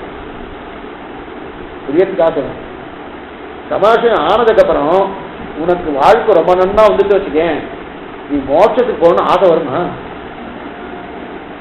மோட்சத்துக்கு போன ஆசை எப்படி வரும்னா, இருபெருமா ஞானத்தில் இனிப்பிறவி யான் வேண்டேன், இந்த எண்ணம் ஏற்படணும். இந்த எண்ணம் ஏற்படணும்னா என்ன ஆகணும்? இங்க கஷ்டம் இருந்தா தான் இந்த எண்ணம் ஏற்படும். இங்க சுகமா வச்சுட்டு நல்ல சுகமா இருக்கு, வேண்டாமே சுவாமி 2 ஜென்மம் அனுபவிச்சுட்டு போலாமே, எதுக்கு சுவாமி அவர் இதுக்குள்ளேயே மோட்சம் கொடுக்குறாரு? அதுவே திருப்த பிரபன்னார் ஆப்த பிரபன்னார் 2 இருக்கு, எதுக்கு சுவாமி நீ ஓய்ச்சி போடணும்? அதனால சமாஜம் ஆயிடுச்சுனால என்ன அர்த்தம்னா, இனிமே கஷ்டம் வரப்போகுதுன்னு அர்த்தம். நல்லா ஞாபகம் அர்த்தம் சொல்லிச்சு. சில மதத்தை எல்லாம் சொல்லுவோம், எங்க இந்த மதத்துக்கு வந்துருக்கோம் கூட யாப்பிச்சுட்டு கொட்டும் எல்லாம் ஓகோன்னு வந்துருவேன், ஓகோன்னு எல்லாம் ஆயிடணும். அந்த மாதிரி நம்ம சம்பிரதாயம் கிடையாது. தான் கஷ்டம்தான், கஷ்டம் இல்லாத. ஆனா இந்த கஷ்டமே சுகமா இருக்கும். அதான் இந்த கஷ்டமே சுகமா இருக்கும்னா அத்தனை சுகம் இருக்கும். ஒண்ணு வேண்டாம், இந்த யாத்திரை போறோம், பத்திரி யாத்திரையே போயிட்டு இருக்கோம், குளிர் நடங்கிட்டு இருக்கோம், ஓட்டியோட 20 பேர் போயிட்டு இருக்கோம். அந்த நடுக்கம் தெரியும், அந்த நடுக்கம் தெரியும். அந்த பெருமாள் ஜெயிக்கிறதோ அங்க இருக்க பெருமாள் ஜெயிச்சு அந்த அனுபவம் மனசுக்குள்ள வந்துருக்குன்னா ஏதாவது நடுக்கம் தெரியுமானா ஒண்ணுமே தெரிய போறதில்ல, கால்வழியும் தெரிய போறதில்ல, இதுவும் தெரிய போறதில்ல. ஏன் தெரியாதுன்னா அந்த நிலைக்கு நம்ம கொண்டு போய் சேர்த்துக்குவான் பகவான். ஆனா நான் அந்த பெருமாள் சேவிக்க போறேனே, நான் சேவிக்கிறேன்னு இந்த எண்ணத்துல போனா கால்வழி வரும், மலை வரைக்கும் முதல்ல பெருமாள் சேவையே கிடைக்காது. முதல்ல பெருமாள் சேவையே கிடையாது. ஓட்டியோட போன வச்சுக்கேன், பெருமாளே பெரிய சேவை கொடுக்குறா இல்லையா? அப்ப அந்த எண்ணம் வளரணும் இல்லையா? அந்த எண்ணம் வந்துருச்சுன்னு வச்சுக்கேன். இப்ப எண்ணம் வந்துருச்சுன்னா கஷ்டம் வராதுன்னு சொல்லல. நிச்சயமேனா அவரவர்களுடைய கர்மானுஜனுவாக அவரவர்கள் அனுபவிச்சுட்டாகணும். அதை அனுபவிச்சுதான் சதா வித்வான் புண்ணிய பாபே விதுய நிரஞ்சன பரமம் சாமி போயிட்டு புண்ணியத்தையும் பாபத்தையும் திளைச்சாட்டா மோட்டமே தவிர நிச்சயமா புண்ணியம் இருக்க போறது, பாபம் தான் இருக்க போறது. அப்ப பாபத்தை திளைக்கணும். பாபத்தை திளைக்கணும் கஷ்டப்பட்டுதான் ஆகணும். அப்ப கஷ்டம் வந்து விட்டுட்டாரு என்ன அர்த்தம்னா, ஓ நம்ம சமாளிக்கணும் ஆன உடனே பெருமாள் நம்முடைய கஷ்டத்தை எல்லாம் தொலைச்சிட்டு இருக்காரு. புண்ணியம் நன்னா பண்ணி புண்ணியம் பண்ணி சந்தோஷமா இருக்க வச்சுக்கேன், புண்ணியம் தெளிக்கணும். கஷ்டப்பட்ட வச்சுக்கேன், பாவம் கிடையாது. இப்ப கஷ்டப்படணுமா சந்தோஷப்படணும்? புண்ணியமே இல்லை, கஷ்டப்பட்டதான் பாவம் தொலைணும். அப்ப கஷ்டப்பட்டது சொல்லுங்க இல்லையா? அப்ப சமாசனம் ஆனாலும் என்ன அர்த்தம்னா கஷ்டப்பட்டுதான். அப்ப கஷ்டப்பட்டு இருக்கணும்னா அதுக்கு சாஸ்வதமான ஒரு சுகம் கிடைக்காது. அந்தமில் பேரின்பத்து அடியரோடு இருந்தமை. இப்ப என்ன சொல்றாருன்னா, இந்த அதிருஷ்டமான இந்த பணத்தை கொண்டு வந்து சொத்தை கொண்டு வந்து திருஷ்டமான இந்த சொத்தை கொண்டு வந்து ஆச்சாரம் சமர்ப்பிச்சுட்டு கட்டருக்கு சமர்ப்பிச்சுட்டு என்னன்னு அவர்கிட்ட கொடுத்துட்டு இவருடைய கஷ்ட நஷ்டங்கள் அவர் தான் பார்த்துக்காரு. அப்ப எனக்கு தான் கஷ்டம் வந்துச்சுன்னா ஆச்சாரனை குறை சொல்லுவேன் அப்படின்னாரு. அந்த மாதிரி பண்ணாது. அப்ப என்ன பண்ணும்? திருஷ்டத்தை பெருமாளாக பாரு. இப்ப இந்த சமர்ப்பிச்சதை யாரை பார்க்கணும்னா பெருமாளை பார்த்துக்கணும். ஏன் சுவாமி அப்ப பெருமாள் மட்டும் நான் சொல்ல மாட்டேன்னா மேலிட்ட வேலை சொல்ற உள்ள வியாக்கியானம் வச்சு பூஜை நல்லா சொல்லணும். இப்ப ஆச்சாரனை சமர்ப்பிச்சுட்டு நல்லா கேட்டும்போது ரொம்ப முக்கியமான விஷயம். ஆச்சாரனை சமர்ப்பிச்ச உடனே என்னுடைய வாழ்க்கை தரம் குறைஞ்சி போயிடுச்சுன்னா நான் ஆச்சாரம் குறை சொல்லுவேன். நிச்சயமா குறை சொல்லுவேன். சுவாமி உங்கள்கிட்ட சமர்ப்பிச்சேன், என்னுடைய வாழ்க்கை தரம் மேலும் நல்லா இருக்குன்னு நினைச்சிட்டு இருக்கேன், வாழ்க்கை தரம் சரியா இல்லை, அதனால நீர் தான் பார்த்து பண்ணணும், உங்க தான் நம்பிட்டு இருந்தேன், நம்ம அவன் மேல ஒரு கூட்டத்தை ஏறிடுவோம். சரி, அப்ப இவர் என்ன சொல்லணும்னா, திருஷ்டத்தை நீ ஆச்சாரனை பார்க்காது, திருஷ்டத்தை பெருமாள்கிட்ட காட்டி அதிருஷ்டத்தை ஆச்சாரத்துல காட்டு. இவர் என்ன சொன்னார்? திருஷ்டத்தை ஆச்சாரத்துல காட்டி அதிருஷ்டத்தை பெருமாளத்துல காட்டினார். அதிருஷ்டம்ன்றது சீவை கூட்டம், திருஷ்டம்ன்றது இந்த சொத்து சுகம், இந்த நிலவரத்தை இருக்கக்கூடிய வாழ்க்கை. அப்ப திருஷ்டத்தை ஆச்சாரத்தை காட்டினா அப்ப உன்னுடைய வாழ்க்கையில ஏதாவது தப்பு தண்டா ஏற்பட்டா நீ யாரை குறை சொல்லுவேன்? ஆச்சாரத்தை குறை சொல்லுவேன். சரி சுவாமி, அப்ப அதே திருஷ்டத்தை கொண்டு போய் பெருமாளத்தை கொண்டு போய் சேர்த்தா அப்போ கஷ்டம் வரதான் போகுது. அவரும் ரொம்ப ஓகோடு சௌக்கியமெல்லாம் வச்சுக்க போறது இல்லை. நன்னா வச்சுக்கோ, ஆச்சாரனாவது கொஞ்சம் சௌக்கியமா வச்சு பாரு தவிர பெருமாள் நிச்சயம் பார்த்தோம் இவன் இன்னைக்குதான் வந்திருக்கான், இத்தனை ஜன்மாவா எத்தனை சிரமப்படுத்தி நான் என்ன எப்படி ஓடி வந்தா அப்படி ஓடி போறான், அப்படி ஓடி வந்தா அப்படி போயிட்டு இருக்கான், இத்தனை வந்திருக்கான். அது தெரியுமானவருக்கு ஆச்சாரனுக்கு தான் தெரியாது. காரே கருணை ராமானுஜ. அதனால்தான் ஆச்சாரனுக்கு 2 கண்ணுமே சந்திர கண்ணு, பெருமாளுக்கு 2 கண்ணும் சந்திரன் இல்லை, ஒரு கண்ணு சூரியன், ஒரு கண்ணு தான் சந்திரன். அந்த 2ம் கொண்டு எங்கள் மேல் நோக்குதியன்னு ஆழ்வார் ஆண்டாடைய பாசம். அதனால்தான் இந்த முதல் பாட்டு என்ன பாருங்க, மார்கழி திங்கள் நிறைந்த நீராட போதில் போதில் நெறி தேர்வலுக்கு வாய்ப்பாடு செல்வத்தின் நீரால் கூறுவதற்கு நின்றோம் எராந்த கண்ணி யசோதின் கார்மேனி செங்கன் கதிர் மதியம் போல் முகத்தான். அந்த முன்முற்றும் கதிர் மதியம் சூரிய சந்திரா 2 கண்ணு. அதான் 2 கண்ணுனா ஒன்று சூரியனா இருக்கும், ஒன்று குளிர்ந்து இருக்கும். எந்த கண்ணால பார்க்கறான்னு தெரியாது. சூரிய கண்ணால பார்த்தா குறைஞ்சே போயிட்டேன், சிசுபாலும் கும்பகரனா ஆக போறேன். சந்திர கண்ணால பார்த்தா பீஷன் ஆக போறேன். ரெண்டுமே எந்த கண்ணா பார்க்க. ஆனா ஆச்சார கண்ணு 2 கண்ணு இருக்கா? 2 கண்ணு இருக்கு, 2 கண்ணுமே சந்திரன். இங்க 2 கண்ணுமே சந்திரன் இல்லையா, ஒரு கண்ணு சூரியன் ஆயிடுச்சு. அதனால இவங்க என்ன ஆயிடுச்சுன்னா, இவர் இப்ப பெருமாள்கிட்ட போனவனே அவரும் சௌக்கியமா வச்சுட்டு போறது இல்லை, அவரும் கஷ்டப்படுத்த போறாரு. அப்ப என்ன குத்தம் சொல்லுவோம்? பெருமாள்கிட்ட குத்தம் ஏற்றுவோம். என்ன சுவாமி இவ்வளவு கண்ணை ஒண்ணுமே பற்றி கண்ணே இல்லையே சுவாமின்னா அந்த குத்தமா இருக்காதுன்னு. இப்ப ஆச்சாரணி பண்ணா குத்தம், பெருமாளை பண்ணா குத்தம் இல்லைன்னா இந்த இடத்துல ஒண்ணு சொல்ற அது விஷயம். நீ பெருமாளுக்கு பண்ணிட்டியானா பெருமாள் வராங்க, அது பகவத் அவதாரம். ஆச்சாரணி பண்ணா பாகவத அவதாரம். அப்ப பகவத் அவதாரப்பட்டாலும் ஆச்சாரியன் பார்த்து, ஓ என் சிஷ்யனா இருந்து கொண்டு பகவத் அவதாரம் பண்றானே அப்படின்னு பெருமாள்கிட்ட போய் புருஷகாரத்துவம் பண்ணி இந்த பகவான் இந்த ஜீவாத்மாவை நீ சமிச்சுடுன்னு அது உபகாரம் பண்ணி நம்மை சமிக்க வைத்து மேற்கொண்டு மோட்சத்தை அழிச்சு விடுவார், ஆச்சாரம் பண்ணுவார். ஆனா அதே பாகவத அவதாரமான ஆச்சாரத்தை அவதாரப்பட்டால் ஆச்சாரியன் நம்ம சமிச்சுடுவாரு. வச்சுக்கோ, அவருமே என் சிஷைக்கு தெரியாம போயிட்டான். ஆனா பெருமாள் ஒரு நாளும் அது சமிப்பதில்லை. நான் நக்ஷர க்ஷமா சுந்தரே தெரிகிறார் விஷ்ணுபுராணத்துல. என் பக்தரை யாராவது அபசாரப்பட்டால் அந்த அபசாரத்துக்கு நான் சமிப்பதே கிடையாது. வசுந்தரா தெரிகிறார். நக்ஷமாமி வசுந்தரே, நான் சமிப்பதே இல்லை, ஒரு நாளே அவனை மன்னிப்பதே கிடையாது. ஏன்னா ஆச்சாரியன் மன்னித்தாலும் பெருமாள் மன்னிப்பதே இல்லை. இந்த இடத்துல என்ன தோணும்னா, அப்பனா நான் எல்லாத்தையும் கொண்டு பெருமாள்கிட்ட கொண்டு கொடுத்துட்டு நான் பெருமாளை வையலாமான்னு தோணும். அது அர்த்தம் இல்லை, அது அர்த்தம் இல்லை. இந்த இடத்துல அவர் என்ன சொல்ல வர்றாருன்னா, உனக்கு ஆச்சாரியன் பிரதானம், ஆச்சாரத்தை சமர்ப்பிச்சாச்சு, சமர்ப்பிச்சதுனால ஓ ஆச்சாரத்தை சமர்ப்பிச்சுட்டனே, இனிமேல் ஆச்சாரம் தான் எல்லாம் பார்க்க போறானே, அப்ப ஆச்சாரம் தான் எல்லாம் பார்க்க போறோம்னு நான் சரியா இல்லையே, இந்த குத்தம் ஆச்சாரனுடையதுன்னு என்று நினைக்காதே, இந்த குத்தம் பெருமாவுடையது நினை. ஆச்சாரனுடைய நினைச்சா என்ன ஆகும், நீ மேற்கொண்டு மோட்சம் போகிறதுக்கு வழியே இல்லை. ஏன்னா ஆச்சாரம் சமைச்சிடுவார், பெருமாள் சமைக்க மாட்டார். அதே பெருமாட்ட அவதாரப்பட்டா பெருமாள் சமைப்பாருன்னா, அவர் சமைக்காமல் போனாலும் ஆச்சாரின் புருஷகாரம் பண்ணி இவனை சமைத்து விடு, இவனை அங்கீகாரம் பண்ணுன்னு அவர் ஒரு வார்த்தை சொன்னா, ஒரு வார்த்தை கஞ்சார காட்டினால போறோம். இது ஒண்ணா ஆச்சாரம் நின்னா போறோம். இதை விண்ணின் தலை நின்று வீடளிப்பான் எண்ணி ராமானுஜன் மண்ணின் தலை தூண்டி மறைநாள் வளர்த்தன அங்க போய் நிப்பாரான், தீவைக்கு முன்னாடி போய் நிப்பாரான். இந்த புதுசா ஏதாவது நாடகம்லாம் வச்சுருக்கேன், முன்னாடி ஒருத்தர் நிப்பார், கேட்டுக்கிட்ட ஒருத்தர் நிப்பார். அவர் பார்த்து அன்னைக்கு இந்த சீட்டெல்லாம் கொடுக்கல வச்சுக்கோம், அவர் பார்த்து தெரிஞ்சவர் வேண்டப்பட்டவர் ஒவ்வொருத்தரை விட்டுட்டு இருக்கா இல்லையா, ஒவ்வொருத்தர வந்துட்டு இருப்பா, அவரை விடுங்கோ இன்னொருத்தர் அவரை விடாதீங்க, அவர் வெளில போங்க அப்படி சொல்றா இல்லையா. அந்த மாதிரி இவர் அங்க நிற்கிறார் எம்பெருமானார். உள்ள போறோம்னா உள்ள நிற்கிறார் எம்பெருமான். அங்க உள்ளுக்குள்ள பெருமாள் கேட்கிறார், இவன் வந்திருக்காரு என்ன, இவளை உள்ள விடலாமே, ஓ எம்பெருமான் உள்ள விட சொன்னார், இவளை உள்ள விட்டுருங்க. இவர் எஸ்ன்னு சொன்னாதான் உள்ள போக முடியும், இவர் இல்லை சொன்னா அவருக்கு வேண்டப்பட்டவரா இருக்கலாம், அப்பவும் போக முடியாது. அதான் ஞாபகம், உள்ள இருக்கிற சீவைக்குண்டர் அவருக்கு வேண்டப்பட்டவரா இருக்கலாம், ஆனா அந்த வேண்டப்பட்டவர் ராமானுஜருக்கு வேண்டப்பட்டவராக இல்லை என்றால் இவர் உள்ள போக முடியாது. சீவைக்குண்டம் அவருக்கு வேண்டப்பட்டவராக இல்லாத இருக்கலாம், ஆனால் அவர் ராமானுஜர் வேண்டப்பட்டவரா இருந்தால் உள்ள போறோம். புரியுதா? இப்ப ராமானுஜ சம்பந்தம் எத்தனை முக்கியம் பாரு. அப்ப இந்த ஆச்சாரிய கட்டாசம் பெறணும்னா கிருஷ்ணத்துல யார் பார்க்கணும், பகவான் பார்க்கணும். அதிர்ஷ்டத்துல யார் பார்க்கணும், ஆச்சாரியன் பார்க்கணும். ஏன்னா ஆச்சாரியன் மோட்சத்தை கொடுக்க போறாங்க வேற, பெருமாள் இல்லைன்னு என்ன சொன்னது, இவர் கொடுப்பாரா அவர் கொடுக்கணும், இவர் சம்பந்தம் இருந்தா தான் அவர் கொடுப்பார், கொடுக்கறது அவர் தான், அவரும் கொடுத்தவங்க. இந்த மோட்ச பிரதத்தும் பகவான் தான், மோட்ச ஈஸ்வர் ஜனார்த்தன அவர் தான் கொடுக்கிறார். ஆனா அந்த கொடுக்கறதுக்கு எது காரணம், ஆச்சாரிய சம்பந்தம். அப்ப ஆச்சாரிய சம்பந்தம் இருக்கணும்னா சுவாமி எல்லா ஆச்சாரத்தை கொடுத்துட்டேன், சுவாமி கொடுத்துட்டேன், அவர் ஒண்ணுமே பண்ணல அப்படின்னு ஒரு அபச்சாரப்பட்டா மோட்சம் கிடைக்குமா, கிடைக்காது. அப்ப திருஷ்டத்தை யாரை பார்க்கணும், பகவானை பார்க்கணும். அதிர்ஷ்டத்தை யாரை பார்க்கணும், ஆச்சாரியனை பார்க்கணும். அப்ப அதான் சொல்லுவார் திருஷ்டமும் அதிர்ஷ்டமும். ஏன்னா எப்ப ஆச்சாரியன் மோட்சத்தை பெற்றானோ அந்த திருஷ்டமதத்தை மாற்றி பார்க்கணும். உடனே ஒண்ணு கேட்கிறார், சரி சுவாமி இன்னொன்னு சொல்றேன், திருஷ்டத்தையும் அதிர்ஷ்டையும் சரி ரெண்டுமே பெருமாள் கொடுக்குறாரு என்ன அப்படின்னு வச்சுட்டா என்ன தப்பு, அவர் தானே மோட்சம் கொடுக்குறாரு. திருஷ்டமும் அதிர்ஷ்டமும் ரெண்டுமே பெருமாள்னா கொடுத்துருவார், ஆனா மோட்சம் கொடுக்க மாட்டார். ஏன் பண்ண சம்பந்தம் இல்லையே, ஆச்சார சம்பந்தம் இல்லையே. ஆச்சார சம்பந்தம் இருந்தா மோட்சம் கொடுக்குறாரு, எப்ப ஆச்சார சம்பந்தம் இல்லையோ அதெல்லாம் கொடுக்க முடியாது.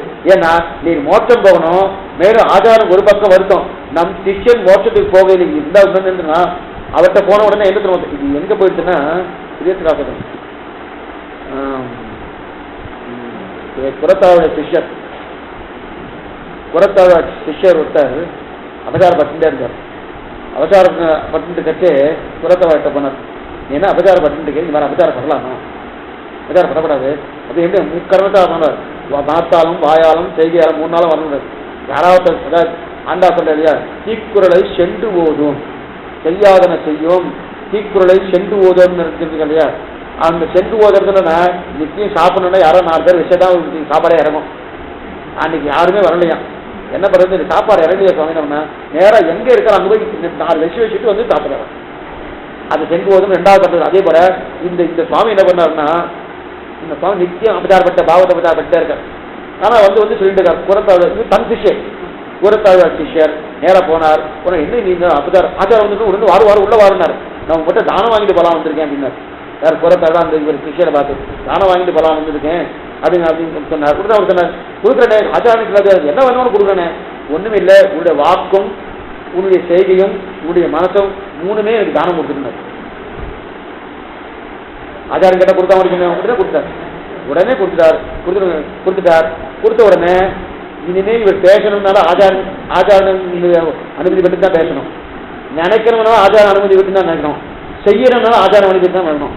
ஆச்சு ஆச்சாரனுக்கு வாக்கு கொடுத்தாச்சனும் இனி வெய்யது கிடையாது, பேசுறது கிடையாது, அவளை பத்தி சீவைத்தவரை பற்றி தப்பா நினைக்கிறது கிடையாது. தீர்மானம் பண்ணிட்டார். 4 நாள் ஆயிடுச்சு, என்னதான் அந்த வாசனை விடவே விடாது. வாசனை இருக்கே விடாது. காலி பெருங்காய டப்பான்னு சொல்ல வந்தோம், வாசனை விடாது. 4 நாள் ஆச்சு. இவர் ஒன்றும் பண்ண நல்லா இருந்தார், சௌக்கியமா இருந்தார்.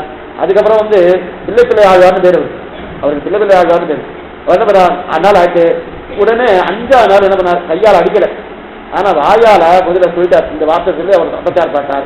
இது குலத்தாவோட போய் கேட்டவுடனே நேராக இங்க கிளம்பி வந்தார். நாம எதிரும் தானம் வாங்கிட்டு வந்தோமே, வாங்கிட்டு வந்ததுக்கு அப்புறம் இந்த அபச்சாரம் பண்றது இவர் கொண்டு கட்டமில்லை. என்ன ஆகும்னா நாளைக்கு ராமானுஜருடைய சம்பந்ததி மோட்சத்துக்கு போலேன்னு ஒரு கெட்ட பேர் ராமானுஜருக்கு வந்துடும். இதான் ரொம்ப முக்கியம். நாம இப்பவுமே எதுக்காக நம்ம அபச்சாரப்படக்கூடாதுன்னா 2 காரணத்துக்காக கூடாது. பாகவத அபச்சாரப்பட்டா நமக்கு மோட்சம் கிடையாது. ஒண்ணு, இதனால் யாருக்கு அழுக்கு இருக்குன்னா ஆச்சாரனுக்கு தான். இந்த சம்பந்தி இது பண்ணிட்டு இருக்காங்க. அதனால அந்த காலத்துல எல்லாருக்குமே சமாசனம் பண்ண மாட்டாங்க. சமாசனம் பண்றதுக்கு முன்னாடி இவருக்கு அந்த யோக்கியத்தையோடு இருப்பாரான்னு ஒரு பரீட்சை பண்ணி தான் சமாசனம். இன்னைக்கு கலெக்டா வரணும்னு தெரிஞ்சிடலாம், அது ஒரு விஷயம். ஆனா அந்த காலத்துல அப்படி கிடையாது. ஏன் கிடையாதுன்னா அபாவா இந்த நிலையோடு இருந்தவாளுக்கு தான் பண்ணி முடிச்சதுக்கு அப்புறம் அந்த நிலையில என்ன பிரயோஜனம் இல்லையே. யாருக்கு இவ தோஷம் ஆச்சாரம் சேரும், இதான் முக்கியம். இவ பிரியத்துக்காக சொல்றேன். இது வந்து சாஸ்திரம் இது. அது மட்டும் இல்ல, நம்ம குடும்பத்திலேயே பாதியா பர்த்தா இருக்கா இல்லையா, பாதியா பண்ணக்கூடிய பாவச் செயல்கள் ஏதோ தப்பு காரியம் பண்ணிட்டோம், அந்த பாவச் செயல்கள் பக்தாவுக்கும் பாதி உண்டு. அதே பக்தா பண்ணக்கூடிய பாவத்தை பாதியா கூட்டானா கிடையாது. ஏன்னா அந்த பக்தா தான் அந்த பாதியாவை நிர்வகிக்கணும். சரியாக நிர்வகிக்கிற இல்லைன்னா யார் அந்த குற்றம் யாருக்கு, பக்தா இடத்துல. அப்ப அவ தவறா போவதுக்கு எது காரணம், இந்த பக்தா தானே காரணம். அதனால அவ தவறு பண்ணக்கூடிய பாதி நிலை 50% இவருக்கும் வந்து சித்தருது. அதே போல இந்த சிஷ்யர்கள் பண்ணக்கூடிய அந்த அபரகாரியம் இந்த மாதிரி ஒரு பாவ செயல்கள்லாம் தோஷங்கள்லாம் ஆச்சாருக்கு வந்து சேர்த்து வருது. அதனால இவனா நம்முடைய ராமானுஜருக்கு இடுக்கு பெறுவதுமே நேராக கிளம்பி வந்தார். கலந்து வந்தோடனே ஆச்சாரம் வரான்னு தெரிஞ்சுட்டார். தெரிஞ்சுட்ட உடனே தப்பு பண்ணிட்டு தெரிஞ்சு போயிடுச்சு. தெரிஞ்சு போன உடனே ஓ தப்பு பண்ணிட்டோம், இது கூடாதுன்னு போய் மூளைக்குள்ள போய் உட்கார போட்டு இருக்காண்டார்.